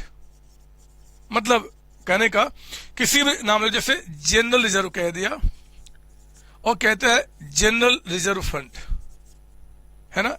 तो किसी भी नाम के आगे फंड लगने का मतलब क्या होता है, और रिजर्व के आगे अगर फंड नहीं लगा तो मतलब क्या होता है, मैं आपको बता दूं मेरे बच्चे। रिजर्व सिर्फ कहेगा ना, जनरल रिजर्व कह दिया, डिवेंचर्स रिडेम्पशन रिजर्व कह दिया, वर्कमैन कंपनसेशन रिजर्व कह दिया, कोई भी रिजर्व कह दिया, तो इसका मतलब कि इसके नाम का पैसा आपके पास कैश के रूप में पड़ा हुआ है। ध्यान से मेरी बात सुनना। रिजर्व कहता है, रिजर्व का मतलब कि उसके नाम का जो पैसा आपने अलग किया। अरे रिजर्व क्या है, मान लो हमने 2 लाख का प्रॉफिट कमाया था, मैं आपको बता रहा हूं थोड़ा और अच्छी तरीके से, ये देखिए आपको अच्छा लगेगा। अगर हमने प्रॉफिट कमाया सपोज दैट 2 लाख का, तो हमारे पास कैश भी तो 2 लाख आए होंगे। प्रॉफिट जब कमाया तो पैसा भी तो आएगा। अब मैं कहता हूं कि यार इसमें से 50,000 ट्रांसफर कर दो आप जनरल रिजर्व में। तो हम लोगों ने क्या किया, जनरल रिजर्व में 50,000 ट्रांसफर कर दिया, तो प्रॉफिट में कितना रह गया, 150 का अमाउंट। ये दोनों पैसा हमारे पास कैश के रूप में पड़ा हुआ है। इस 2 लाख में 150 जो है वो ओनर कभी भी घर लेके जा सकता है, और ये पैसा छोड़ दिया एक्सपेंशन पे खर्च करने के लिए। मेरे प्यारे बच्चे, अगर ये प्रॉफिट को मैं हटा दूं और इसमें से भी 1.5 लाख हटा दूं, तो 50,000 मतलब जनरल रिजर्व का पैसा कैश के रूप में बिजनेस में, डबल एंट्री सिस्टम, पैसा कैश में, किसका जी, रिजर्व का पैसा है, हम इसे बोलते हैं जनरल रिजर्व। लेकिन इस पैसे को, इसका जो पैसा कैश में पड़ा हुआ है, अगर इस पैसे को कहीं पे आप इन्वेस्ट कर देते हो, क्यों पैसा ऐसे रखूं, क्या फायदा तिजोरी में रखने से, इन्वेस्ट कर दो, कुछ इंटरेस्ट कमाऊंगा, कुछ उसमें पैसा मिलेगा जी, उसका एप्रिसिएशन होगा। तो अगर इसके नाम का पैसा आप कहीं पे इन्वेस्ट कर देते हो ना बच्चे, तो अकाउंट्स में फिर इस नाम के आगे में हमें फंड जोड़ना पड़ता है।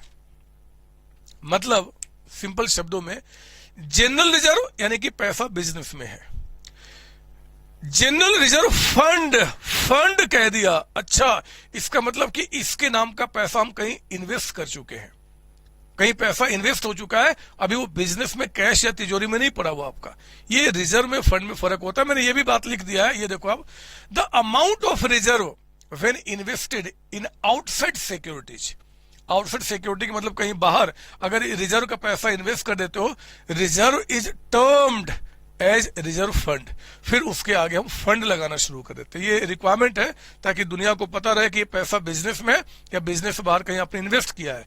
तो रिजर्व है, पैसा बिजनेस में है, रिजर्व फंड है तो पैसा आप उसको इन्वेस्ट कर चुके हैं। जैसे कि वर्कमैन कंपनसेशन रिजर्व, पैसा बिजनेस में है। वर्कमैन कंपनसेशन फंड, अच्छा इसका पैसा कहीं इन्वेस्ट कर चुके होंगे। डिवेंचर्स रिडेम्पशन रिजर्व, पैसा बिजनेस में है।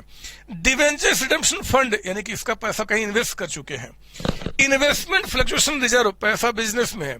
इन्वेस्टमेंट फ्लक्चुएशन फंड, तो पैसा कहीं इन्वेस्ट कर चुके हैं। मतलब ये रिजर्व है लेकिन फंड लगाने का मतलब कि उसका पैसा कहीं हम इन्वेस्ट कर चुके हैं। ये आपको टर्म दिया गया है जो अकाउंटेंसी के अंदर में आपको समझ कर रखना है। आप प्लीज इसकी कॉपी कर ले। रिजर्व का मीनिंग, एग्जाम्पल, इंपोर्टेंस। रिजर्व दो तरीके का, रेवेन्यू, कैपिटल। रेवेन्यू में भी आपका दो तरीके का, एग्जाम में अगर आ जाए कि right A short notes on types of reserve, तो पहले ये लिखना है और इसी के अंदर में आप इनके बारे में दिखा दोगे। और फिर कैपिटल रिजर्व अगर कहता है कि right A short notes on revenue reserve सिर्फ, तो आप ये लिखेंगे ये और उसके बाद ये लिखकर आप दिखाएंगे, ठीक है ना। कैपिटल पूछेगा तो ये बता देंगे। ध्यान रखना, कैपिटल रिजर्व तीन चीजों से जुड़ा हुआ। कैपिटल आपका fix assets, long term liability और शेयर कैपिटल, मतलब कैपिटल पे हुए फायदे को।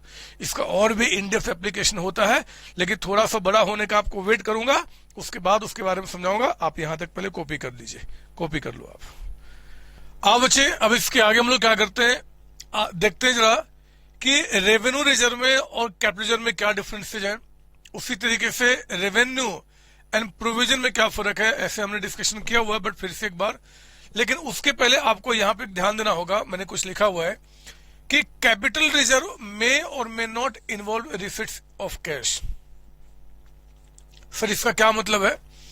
तो अब एक काम करो, इसको समझने के लिए मैं आपको यहाँ पे एक बैलेंस शीट दिखाता हूं जिसकी कॉपी आपको नहीं करना, बस मैं आपको समझा रहा हूं। ये मेरे बच्चे एक बैलेंस शीट है, ये एक बैलेंस शीट है और इस बैलेंस शीट के अंदर में मैं आपको दिखाता हूं यहाँ पे, जैसे मशीन है, मशीन ये आपका, या फिर सबसे बेस्ट एग्जांपल अगर बात करूं तो मान लो यहाँ पे एक बिल्डिंग है, जिस बिल्डिंग को हमने 5 लाख में परचेज किया हुआ है। फिर यहाँ पे कैश कह रहा है, आपको लिखना नहीं है, मेरी बात सुनना है, 4 लाख रुपए का अमाउंट, 4 लाख का अमाउंट। और जो आपके अदर एसेट्स है, जो बाकी के एसेट्स हैं, वो कहता है आपका 11 लाख का अमाउंट यहाँ पे। तो टोटल अमाउंट यहाँ कितना आ गया, 20 लाख रुपए। इस साइड आता हूं मैं, ये 20 लाख के बारे में कहता है कि ये कहां से आया जी, तो कैपिटल जो हमारा है, कैपिटल वो कहता है आपका 4 लाख का अमाउंट है, 4 लाख। और जो हमारी लायबिलिटीज है वो मान लो आपका 16 लाख का, डमी फिगर है, ऐसे दिमाग से निकाल लो, 20 लाख 20 लाख। मैं आपको कैपिटल रिजर्व का मतलब समझा रहा हूं कि ये क्या बोलना चाहता है, इस लाइन का क्या मतलब निकल के आता है। देखो मैंने क्या किया, इस 5 लाख के बिल्डिंग को मैंने सेल कर दिया, मेरे बच्चे बिल्डिंग को मैंने सेल कर दिया मतलब बेच दिया, और मान लो मैंने बेचा 6 लाख में। तो चलो बताओ, अगर मैं 5 लाख के बिल्डिंग को 6 में बेचूंगा तो बिल्डिंग कितने से कम हो गया, 5 लाख से। लेकिन कैश कितने से बढ़ेगा, 6 लाख से, क्योंकि 6 लाख में बेचा। अब मुझे बताओ कि अगर ऐसा होता है तो क्या बैलेंस शीट टैली करेगा? ये ध्यान रखना, कैपिटल प्रॉफिट है, कैपिटल प्रॉफिट है मेरे बच्चे। कैपिटल प्रॉफिट जो आपका होता है वो हमारे प्रॉफिट लॉस में नहीं जाता। आप बताइए क्या बैलेंस शीट टैली करेगा? नहीं करेगा, क्योंकि इस साइड आप देखो जरा आपका, तो ये तो खत्म हो गया, ये 10 हो गया प्लस 11, यानी कि यहाँ पे आ गया 21 लाख और यहाँ पे 20 लाख से दिख रहा है। तुम बैलेंस शीट को टैली करने के लिए यहाँ पे जो 1 लाख रुपीज आपका जो ज्यादा बिका, यानी कि फायदे में बिका, उस 1 लाख को हम यहाँ पे लिखते हैं और इसका नाम देते हैं कैपिटल रिजर्व। कैपिटल रिजर्व आपका, यानी कि ये कैपिटल प्रॉफिट से क्रिएट आपका हुआ है। तो अब देखो ये 1 लिखते हैं, यहाँ भी 21 लाख हो गया, यहाँ भी 21 टैली कर गया आपका। ये बात समझ में क्या बताना चाहता हूँ, अल्टीमेटली बैलेंस शीट टैली हो रहा है। अब मैं एक एग्जांपल, अच्छा मुझे ये बताओ पहले कि ये जो 1 लाख रुपीज का कैपिटल रिजर्व आया, क्या ये पैसा आपके पास कैश में आया है कि नहीं आया है? जो कैपिटल रिजर्व 1 लाख रुपीज लिखा आपने, वो कैश में आया है कि नहीं आया है? तो आया है मेरे बच्चे। आप देखो ना, एसेट्स को बेचने से तो 1 लाख का फायदा हुआ था, और बेचकर हमारे पास क्या आया था, पैसा आया था, तो 1 लाख आपका कैश में आया है। ये आपका इन्वॉल्व आपका कैश हुआ, कैश हमारे पास आया है। अब मैं एक दूसरा एग्जांपल लेके चलता हूं। दूसरा एग्जांपल ये देखो आप, मैं इसको हटा देता हूं। इस बार मैंने बिल्डिंग को सेल नहीं किया मेरे बच्चे, बिल्डिंग को रिवैल्यू किया, रिवैल्यू किया। और मान लो 5 लाख की बिल्डिंग आज हमें लगता है कि 6 लाख का हो चुका है, तो बिल्डिंग की वैल्यू को हमने क्या किया, बैलेंस शीट में 1 लाख से बढ़ा दिया। रिवैल्यूएशन करना ये आप सीखेंगे जब थोड़े बड़े हो जाएंगे तो कैसे होता है, लेकिन थोड़ा सा भी समझा रहा हूं कि 1 लाख से आपने क्या किया, बिल्डिंग की वैल्यू बढ़ा दी। जरा मुझे बताओ, बेचा नहीं, रिवैल्यू किया, अपवर्ड मतलब प्रॉफिट हो गया। तो बिल्डिंग जो पहले एसेट्स 20 था, अब कितना हो गया, 21 लाख। इधर कोई चेंज नहीं सर, क्या बैलेंस शीट टैली करेगा, नहीं करेगा। तो ये जो 1 लाख का एप्रिसिएशन हुआ है, जो वैल्यू बढ़ा, उसको भी हम इस साइड लिख देते हैं मेरे बच्चे।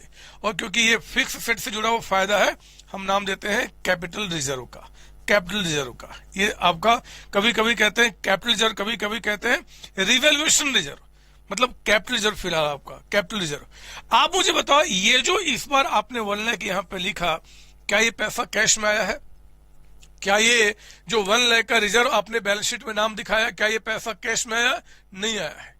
ये पैसा मेरे बच्चे कैश में नहीं आया, क्योंकि आपने जो एसेट्स को रिवैल्यू किया, रिवैल्यू करना, ज्यादा पे दिखा देना। पहले हमने 5 लाख का परचेज किया था, आज मार्केट में उसकी वैल्यू 6 लाख की हो चुकी है, तो हम दिखाएंगे। तो वो जो आपने दिखाया उसको हमने इस नाम से बैलेंस शीट को टैली करने के लिए, ये पैसा कैश में नहीं आया है, यानी कि मे और may not involve any receipt of cash. Capital reserve जो होता है, ये हो सकता है कि कैश में आपके पास पैसा ना आया हो, उसका मीनिंग मैंने आपको यहाँ पे समझा दिया, ठीक है ना। तो लीजिए, ये भी हमारा काम पूरा हो गया। इस चैप्टर को पढ़ने का सबसे मतलब जो अच्छा स्टेज है जहां पढ़ना चाहिए, वो है आपका फाइनल अकाउंट ऑफ कंपनी समझने के बाद, ज्यादा अच्छा लगता है ना, वहां पे सारी बातें, क्योंकि वहां तक हम सब सीख चुके हैं। खैर, अब आओ जरा, मैं अगला टॉपिक हमारे पास है कि डिफरेंसेज बिटवीन आपका revenue profit and capital profit. Revenue profit और कैपिटल में क्या डिफरेंस है, एग्जाम में आ सकता है, आप उसको बड़े अच्छी तरीके से समझाना, जैसे मैंने आपको यहाँ पे लिख के दिया है। पहले मैं उसके पहले एक छोटा सा शब्द समझाना चाहता हूं, एक छोटी सी बात। पता है, कंपनी के अंदर में, ध्यान से मेरी बात सुनना, एक बैलेंस शीट दिखा रहा हूं ऑफ मान लो टाटा लिमिटेड का, कंपनी का मतलब टाटा एक कंपनी है, और इस कंपनी के अंदर में यहां पे क्या है कि आपके पास जो एसेट्स हैं वो मान लो आपके 10 लाख के, ऐसे डबल फिगर आपको बनाना नहीं, आपको सुनना मेरी बात यहाँ पे। अब ये 10 लाख का आपका यहाँ पे एसेट्स है। यहाँ पे टाटा में मेरे बच्चे जो कंपनी है ना, बहुत सारे मालिक होते हैं। तो कंपनी के अंदर में आप जो कैपिटल अभी तक लिखा करते थे, वो कैपिटल ना लिख के वो बोलते हैं शेयर कैपिटल, उसको बोलते हैं शेयर कैपिटल। सर ऐसा क्यों? क्योंकि कंपनी में हजारों लाखों मालिक होते हैं, कितने लोगों के नाम को लिखूंगा? तो जिस आदमी ने इस कैपिटल का जितना शेयर यानी कि पार्ट परचेज किया है, उसको हम यहाँ पे शेयर कैपिटल के नाम से दिखाते हैं। इस बात को ध्यान रखना। सोल प्रोप्राइटरशिप में हम क्या बोलते हैं? कैपिटल। पार्टनरशिप में कहते हैं पार्टनर्स कैपिटल, क्योंकि वहां 2 या 3 या 4 या 5 पार्टनर आपके होंगे, 6 पार्टनर होंगे आपके, है ना। बट कंपनी में हजारों लाखों लोग होते हैं, उतने लोगों के नाम नहीं लिख सकते, तो हम क्या बोलते हैं? Share capital. ये वर्ड ध्यान रखना। अब मेरी बात सुनो, कहता है कि आपका रेवेन्यू रिजर्व में और कैपिटल रिजर्व में क्या फर्क है। पहली बात जो मैं समझा चुका हूं, it is created out of business profit, मतलब रेवेन्यू प्रॉफिट। और ये कहां से बनता है जी? कैपिटल प्रॉफिट से, है ना बच्चे। आपका रेवेन्यू रिजर्व हम कहां से बनाते हैं? रेवेन्यू प्रॉफिट से। कहां से बनता है? कैपिटल प्रॉफिट से। दूसरा, रेवेन्यू रिजर्व जो है, रेवेन्यू रिजर्व का क्या मतलब था? जनरल रिजर्व, और दूसरा वो आपका स्पेसिफिक रिजर्व। फिर बच्चे ये जो रिजर्व है ना, जो जनरल रिजर्व है या फिर स्पेसिफिक रिजर्व जो था, मतलब revenue reserve, that can be use for distribution of dividend to share holders without any pre condition. जब मैं शेयर होल्डर बोलता हूं, मतलब कंपनी के मालिक, और कंपनी का मालिक जब प्रॉफिट का पैसा बिजनेस से बाहर ले जाता है मेरे बच्चे, हम उसे कहते हैं डिविडेंड। डिविडेंड, ये वर्ड थोड़ा बहुत याद रखिए कि जैसे कंपनी के अंदर में जो कंपनी के मालिक यानी कि शेयर होल्डर्स होते हैं, वो बोलते हैं भैया मैं पैसा घर लेके जा रहा हूं, तो मुझे दो प्रॉफिट, तो हम बोलते हैं उनको डिविडेंड दिया जा रहा है, डिविडेंड। फिर बच्चे जो रेवेन्यू रिजर्व है, वो आप उनको बड़े आसानी से उनको घर ले जाने के लिए दे सकते हैं आप, बिना किसी कंडीशन के, क्योंकि रिजर्व है वो पैसा प्रॉफिट से निकाला हुआ है, हम उनको दे सकते हैं। लेकिन ध्यान रखना ये जो स्पेसिफिक रिजर्व है, माफ कीजिए कैपिटल रिजर्व है, ये पैसा आप डिविडेंड के रूप में उनको आसानी से नहीं दे सकते।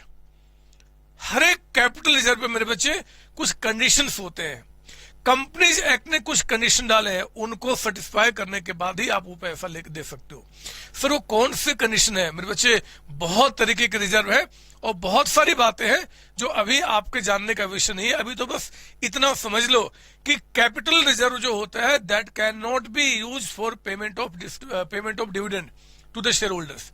If company is paying dividend out of that capital profit or capital reserve, then they have to satisfy certain precondition which has been given by the Companies Act 2013. अब वो कौन से कंडीशन है, जैसे जैसे बड़ा होंगे आपको समझ में आएगा। अभी तो बस इतनी बातें ये आराम से दे सकते हैं, और यहाँ पे आपका कंपनीज एक्ट 2013 के कंडीशन को सेटिस्फाई करने के बाद रेवेन्यू रिजर्व हम क्यों बनाते हैं जी? तो रेवेन्यू रिजर्व बनाने का मोटिव है कि बिजनेस को स्ट्रेंथन करना, बिजनेस को एक्सपेंड करना, कोई फ्यूचर में जो अनसर्टेनिटी है उसको मिट करना, उसके लिए हम बनाते हैं आपका रेवेन्यू रिजर्व आपका, है ना बच्चे। It is created for strengthening the financial position and meeting the unforeseen contingency, unforeseen जिसको अभी नहीं जानते, शायद फ्यूचर में कुछ ऐसा हो सकता है फॉर ए स्पेसिफिक पर्पस आपका। तो it is created for strengthening the financial position and meeting the unforeseen contingencies और फॉर सम स्पेसिफिक पर्पस। आपने देखा था, हमने बताया था। लेकिन मेरे बच्चे ये जो बनता है कैपिटल लॉस को सेटअप करने के लिए। लो सर ये कैपिटल लॉस क्या हुआ? अरे जैसे फिक्स्ड एसेट्स को बेचा तो आपको फायदा हुआ, कैपिटल प्रॉफिट है, बेचा तो कैपिटल लॉस होता है। लॉन्ग टर्म लायबिलिटी को जितना कर्ज था उससे ज्यादा पे करना पड़ा, कैपिटल लॉस हो गया। कम पे करना पड़ा, कैपिटल प्रॉफिट हो गया। शेयर्स पे फायदा हो गया तो कैपिटल प्रॉफिट, घाटा तो कैपिटल लॉस।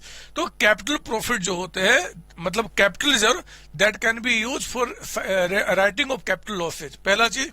या फिर जिस पर्पस के लिए वो क्रिएट किया गया, जैसे आपका यहाँ पे सिक्योरिटी प्रीमियम रिजर्व, अभी नाम ऐसे ले रहा हूं, आपको नहीं पता, उसके पर्पस बताए गए हैं जो हम थोड़े बड़े होने के बाद उसके बारे में स्टडी करेंगे।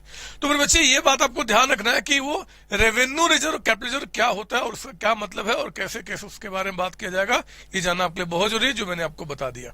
एग्जाम में आया तो अब इसको लिख लेंगे। नाउ द सेकेंड पार्ट आपका रेवेन्यू और प्रोविजन में क्या डिफरेंसेज है। आप जानते हो मेरे बच्चे, रेवेन्यू और प्रोविजन में बहुत बड़ा फर्क है। पहला तो आपका रिजर्व जो होता है, sorry reserve and provision. Reserve जो है ये प्रॉफिट का एप्रोप्रिएशन है, लेकिन जो आपका प्रोविजन है it is a charge against profit. It is a charge against profit. Actually थोड़ा बताऊं मैं रियल लाइफ में क्या होता है। पहले बनता है ट्रेडिंग अकाउंट, फिर बनता है प्रॉफिट लॉस अकाउंट, फिर बनता है मेरे बच्चे प्रॉफिट लॉस एप्रोप्रिएशन अकाउंट।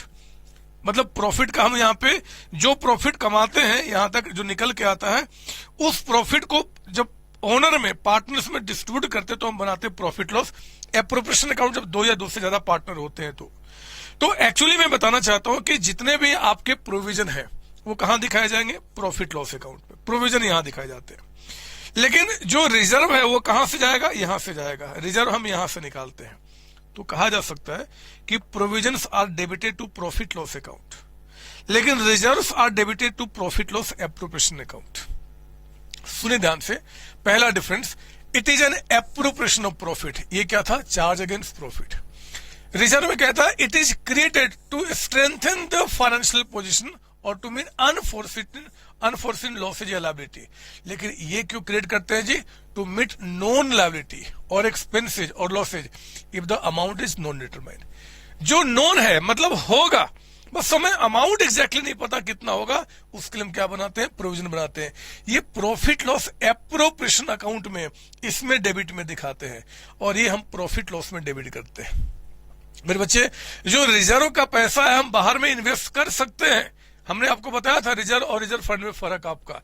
लेकिन जो आपका प्रोविजन का पैसा होता है ये आप बाहर इन्वेस्ट नहीं कर सकते, ये अलाउड नहीं है।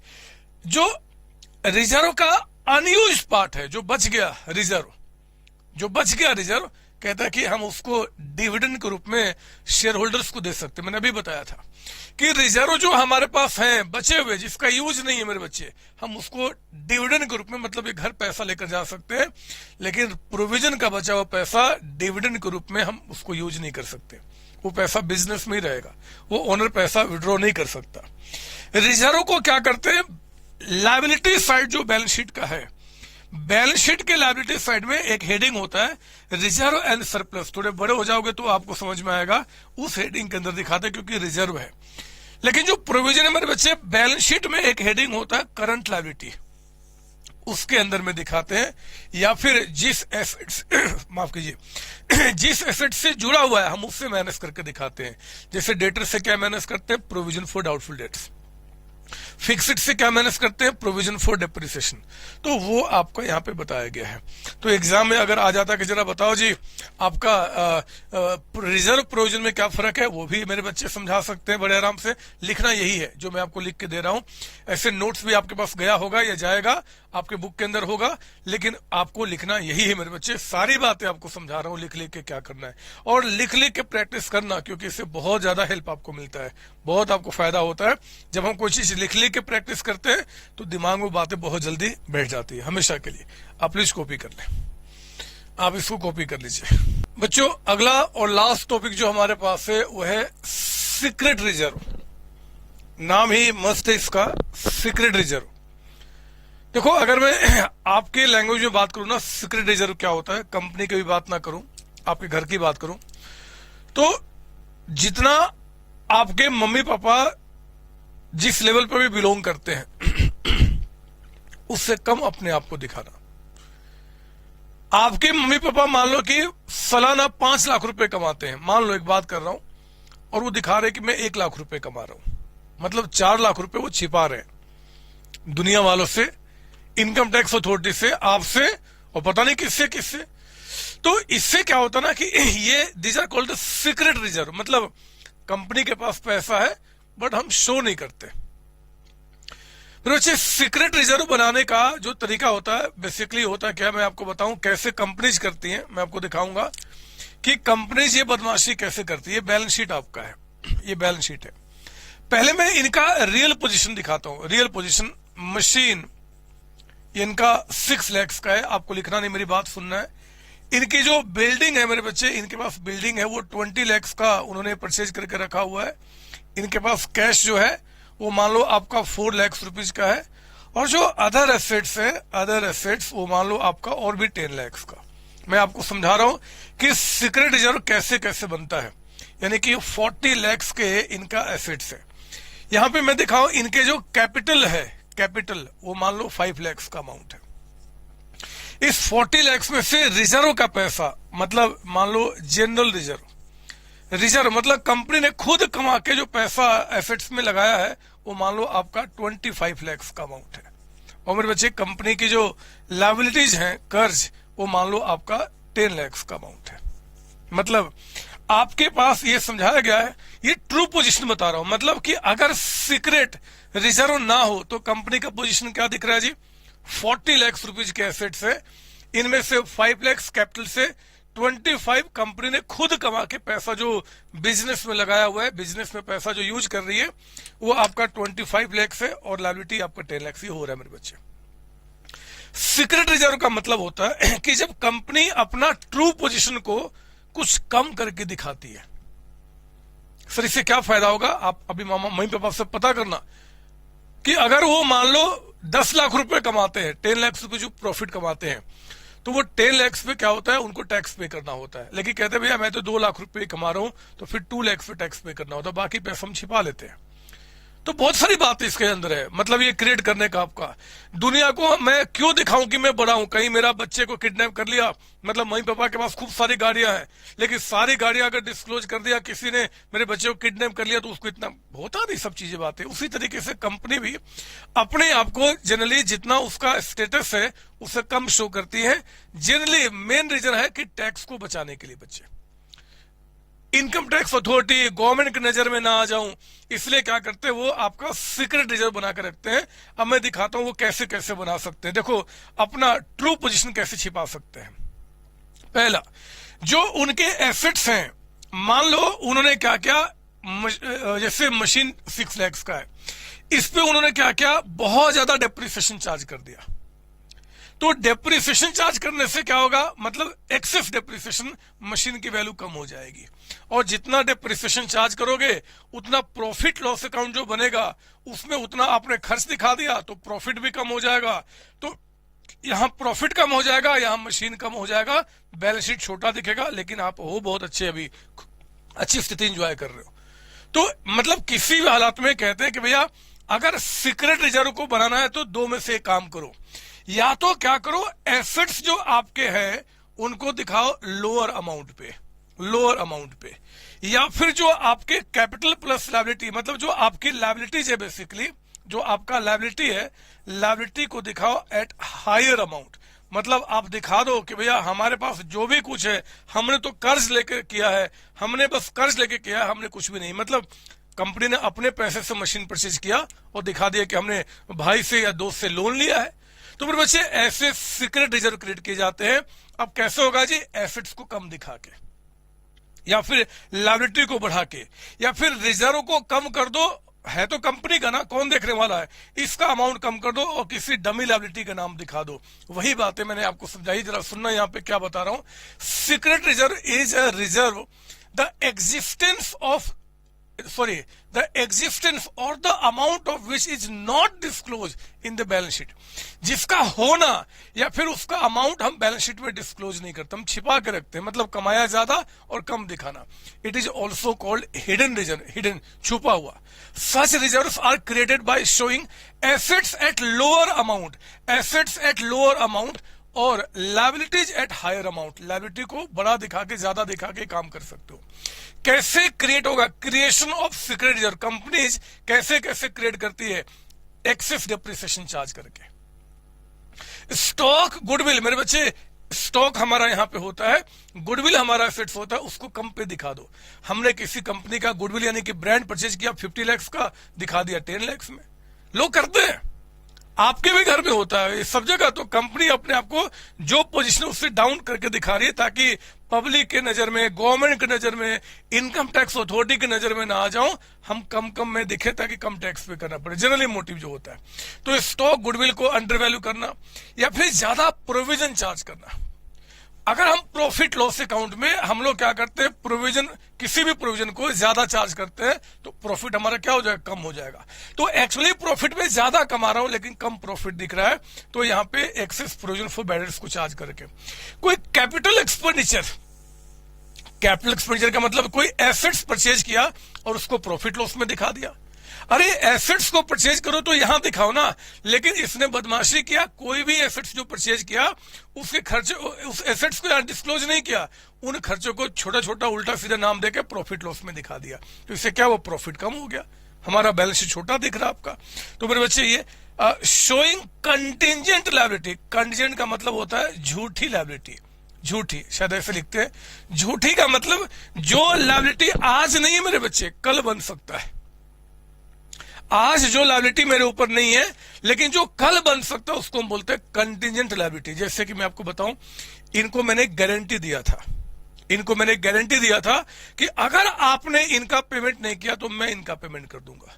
दोबारा सुनिए, मैंने इस थर्ड पार्टी को गारंटी दिया था कि अगर आपका पेमेंट आपने नहीं किया तो मैं आपका पेमेंट कर दूंगा। मेरे बच्चे, इनको पहले आप पे करोगे, अगर आपने पेमेंट नहीं किया तो मैं पे करूंगा। तो मेरे ऊपर में आज ये लायबिलिटी नहीं है लेकिन फ्यूचर में बन सकती है अगर आपने पेमेंट नहीं किया तो। This is called contingent liability. दूसरा एग्जांपल सुनिए, मैंने एक बिल जो था बैंक से डिस्काउंट किया हुआ है। अब बिल जो डिस्काउंट किया मतलब बिल जो बैंक को बेचा उसका पेमेंट कौन करेगा, आप करोगे, आपने बिल साइन करके दिया था। लेकिन अगर आपने बैंक को उस बिल का पेमेंट नहीं किया तो मुझे पेमेंट करना पड़ेगा। पर बच्चे, कोई भी वो लायबिलिटी जो आज मेरे ऊपर नहीं बट कल को बन सकती है उसको बोलते हैं कंटिजेंट लायबिलिटी। मेरे ऊपर में आपने केस कर दिया है कि सर जो सर ने गुड्स दिया था खराब क्वालिटी का है। मेरे बच्चे, अगर मैं केस हार गया तो मुझे आपको पेमेंट करना पड़ेगा, जीत गया तो मुझे कुछ नहीं पेमेंट करना पड़ेगा। तो ये भी पेमेंट करना या ना पेमेंट करना फ्यूचर पे डिपेंड करता है। कोई भी ऐसी लायबिलिटी जो आज सर्टेन नहीं है, फ्यूचर में हो भी सकती है, नहीं भी हो सकती है, हम उसको कंटीजेंट लायबिलिटी कहते हैं। मेरे बच्चे, कंटीजेंट लायबिलिटी कभी बैलेंस शीट के अंदर नहीं आता, उसको हम नोट में लिख के दिखाते हैं। ऐसा अकाउंट समय कहता है, नोट में लिख दो कि भैया ऐसी लायबिलिटी है। लेकिन इस कंपनी ने क्या किया, जो कंटीजेंट है उसको भी क्या किया, उसने रियल लायबिलिटी दिखा दिया। लायबिलिटी ज्यादा दिखाना, या तो एसेट्स को कम दिखाओ या लायबिलिटी को ज्यादा दिखाओ, तुम क्या बोलेंगे, सीक्रेट रिजर्व क्रिएट होता है मेरे बच्चे ये काम करके। या फिर grouping free reserve as creditor, जो रिजर्व थे, रिजर्व हमने रिजर्व के पैसे से एसेट्स परचेज किया, लेकिन हमने क्या किया, रिजर्व को कम कर दिया और क्रेडिटर्स को दिखा दिया कि भैया हमने तो कर्ज पे सामान परचेज किया आपका। ऐसे कर करके हम लोग क्या करते हैं, सीक्रेट रिजर्व क्रिएट करते हैं मेरे बच्चे। और ये कंपनी के लिए अगर देखा जाए तो कुछ हद तक अच्छा है, कुछ हद तक खराब है। खैर, मैं आपको दोनों बताऊंगा, एडवांटेज क्या है, डिसएडवांटेज क्या है। अगर मैं पहले इसके एडवांटेज की बात करूं, इससे क्या होता है, तो एक तो कंपनी का इससे वर्किंग कैपिटल आपका बढ़ता है, मतलब कंपनी के हाथ में जो पैसा बढ़ जाएगा। सिंपल शब्दों में कि अगर हमने प्रॉफिट कमाया लेकिन हमने डिस्क्लोज नहीं किया तो उस पर टैक्स हमने पे नहीं किया, और टैक्स अगर नहीं पे हुआ तो पैसा खूब सारा हमारे हाथ में दिखेगा। तो वो जो आपका है, आपके कंपनी का वर्किंग कैपिटल मतलब बिजनेस को ऑपरेशन के लिए जो पैसे की रिक्वायरमेंट है वो ज्यादा आपके हाथ में दिखेगा। It enables the directors to tide over unfavourable time as and when profit reduces. ये डायरेक्टर्स मतलब जो कंपनी के चलाने वाले लोग होते हैं बच्चे, उनको उनके लिए एक तरीके से क्या फायदेमंद है कि कल को बिजनेस का अनफेवरेबल, मान लो बिजनेस में कुछ खराबी हो गया बाद में कभी, और बिजनेस में सच्ची में प्रॉफिट डाउन हो गया, कोई हैवी लॉस हो गया, तो जो सीक्रेट रिजर्व यानी कि खूब सारा पैसा जो बचा के रखा हुआ है, हम उसको कवर अप कर देते हैं। मतलब हमारे बिजनेस में बहुत सारा इंपैक्ट निकल कर नहीं आता। तो वही कह रहा है, जरा ध्यान दीजिए, it enables the directors to tide over unfavourable time as and when profit reduces, the directors can maintain the rate of dividend by utilising it. मतलब कल को मान लो कि उन्होंने प्रॉफिट आपका कम हो गया अगले वर्ष में, तो वो क्या करते हैं, जो सीक्रेट रिजर्व यानी कि पैसा जो छिपा के रखे हुए उस पैसे से वो डिविडेंड का पेमेंट कर देते हैं, तो बिजनेस स्टेबिलिटी बनाना रहता है। पता है, अगर आप बिजनेस में आप डिविडेंड टाइम टू टाइम अपने शेयर होल्डर्स को नहीं पे कर रहे हैं तो उनका विश्वास खराब हो जाता है बच्चे, वो फिर आपकी कंपनी में पैसा नहीं लगाते। तो यहाँ पे उनको हेल्प मिलेगा इसको करने के लिए आपका। और कहता है कि कोई भी heavy loss of exceptional nature can be met, कोई मान लो बाद में, अभी नहीं, बाद में कोई हैवी लॉस हो गया, उसको हम आसानी से मेट कर सकते हैं क्योंकि खूब सारा पैसा हमने छिपा कर रखा हुआ है, और विदाउट डिस्क्लोजिंग द फैक्ट, बिना इस फैक्ट को डिस्क्लोज किए बगैर कि कंपनी में कोई हैवी लॉस हुआ है। समझो मेरी बात यहाँ पे। उसी तरीके से ये तो आपका एडवांटेजेस था। डिसएडवांटेजेस जो मेन चीज है जो आपको जानना है, ये तो गंदी बात है, ये सब नहीं करना चाहिए।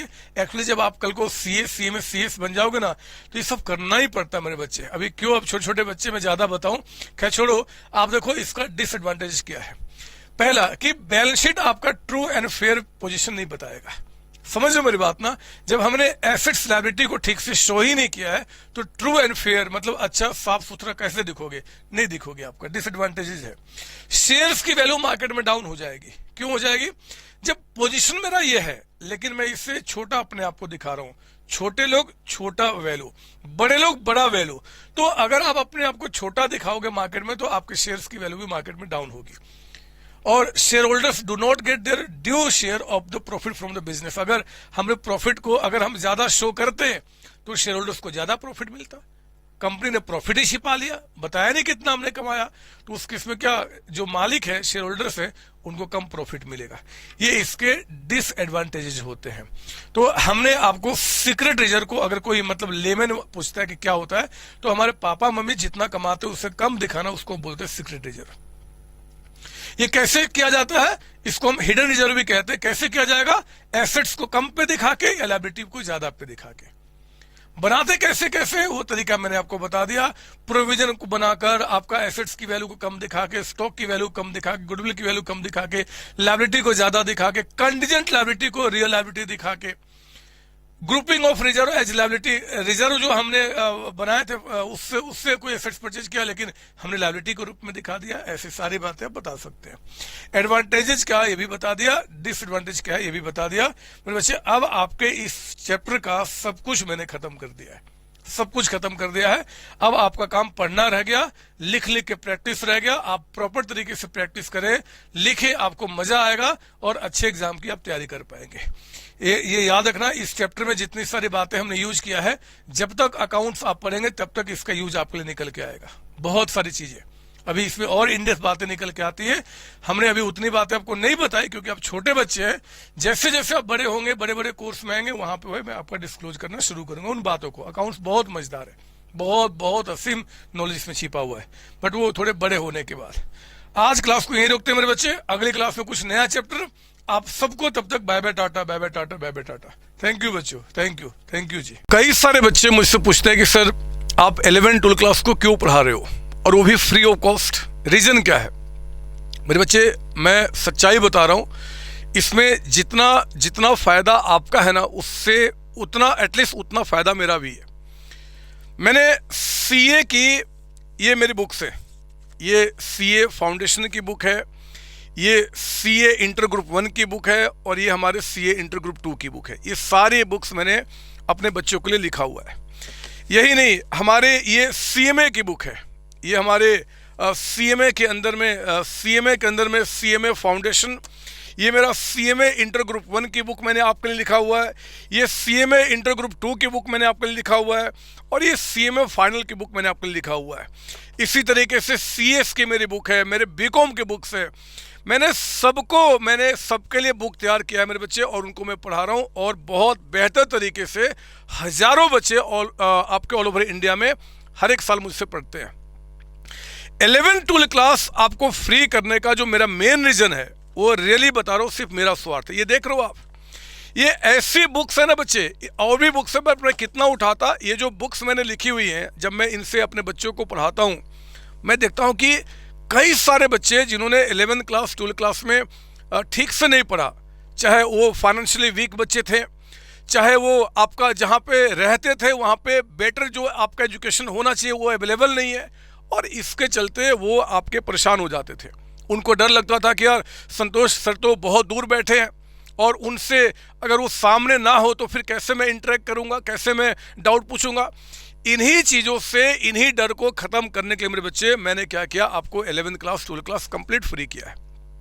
आप पढ़ो ना, और पढ़ के देखो जरा कौन सा डाउट आपको उठता है, कौन सी आपको ऐसा है जो आपको परेशान करता है। मैं तो अभी 11 क्लास 12 क्लास में हज़ारों बच्चे आज तक मेरे पेड कोर्सेज में थे। मैं रोज़ 4 to 7 बैठता हूँ कि कभी तो कोई डाउट आए, कभी तो कोई डाउट आओ। रेयरली कोई डाउट मेरे पास आता है बच्चे, रेयरली। और मैंने वो भी, आपके जो डर है ना डाउट का, वो भी ख़त्म करने के लिए मैंने और मेरी सीओसी टीम ने इस बात को डिसाइड किया है कि चैनल पे मैं वीक में एटलीस्ट एक बार अपने सारे फ्री बच्चों के लिए लाइव चैनल पे आऊँगा और आपके डाउट सेशन देखूंगा कि क्या डाउट्स आपके उठते हैं। एक्चुअली आप पढ़ो ना, आप कल को जो बोलते हो ना, हमेशा मैंने देखा हुआ है मैंने चैनल पे कि सर मैं फाइनेंशियली वीक बच्चा हूं, मैं पढ़ाई नहीं कर पा रहा हूं। अब क्यों नहीं पढ़ाई कर पाओगे? सर मैं वहां रहता हूं जहां पे अच्छी एजुकेशन नहीं है, अब क्यों नहीं पढ़ पाओगे? सर डर लगता है वीडियो क्लास से, पैसा पे कर दिया, उसके बाद मान लो अगर क्लास समझ में नहीं आया, अब कैसा डर है? आप पढ़ो ना, आप मेरे चैनल पे आइए, चैनल पे स्टडी कीजिए फ्री ऑफ कॉस्ट। याद रखना, ये सिर्फ आपका रिवीजन लेक्चर नहीं है, ये सिर्फ आपको कॉन्सेप्ट समझाने का लेक्चर नहीं है, ये सिर्फ डेमो क्लासेज नहीं है। हर एक चैप्टर में मेरे बच्चे अगर 16-18 क्लासेज है तो उन 16-18 क्लासेज को मैं आपके लिए फ्री कर रहा हूँ, बिल्कुल सीक्वेंस में। आप चैनल पे आके स्टडी करें और रियली में अपने आप को आप टॉप पे पहुंचाएं। एक चीज मैं आपको बता दूं, ये मिशन जो मैंने और मेरी सीओसी टीम ने डिसाइड किया है कि लेट्स एडुकेट इंडिया, पूरे इंडिया को एडुकेट करना है। कॉमर्स में एक एक बच्चा प्रॉपर तरीके से स्टडी करे, इस बात को इंश्योर करना है। मेरे बच्चे, इसमें आपका साथ चाहिए। आप भी स्वार्थी बनकर आप इस नॉलेज को अपने तक लिमिट नहीं रखना। आपके स्कूल में जितने सारे फ्रेंड्स हैं, आपके रिलेटिव्स जो हैं, जो बाहर के दोस्त हैं, आपके दुश्मन भी क्यों ना हो, रोड पे चलता हुआ कोई इंसान भी दिख जाए जो कॉमर्स का है 11-12 क्लास का, उसको भी आपको बताना होगा कि संतोष सर ने अपनी सारी क्लासेज फ्री कर दी है 11-12 क्लास की। आप उनको आइए, उनके चैनल पे स्टडी कीजिए। सीओसिस आपका कॉमर्स स्कूल, ये बात आप ध्यान रखेंगे और इस चैनल पे आप आइए और ज्वाइन कीजिए और अपने लाइफ को आगे बढ़ाइए। एंड सबको लेकर आए मेरे बच्चे, सबको, तभी हम दोनों का मिशन पूरा होगा। All the best. Thank you जी, थैंक यू बच्चों।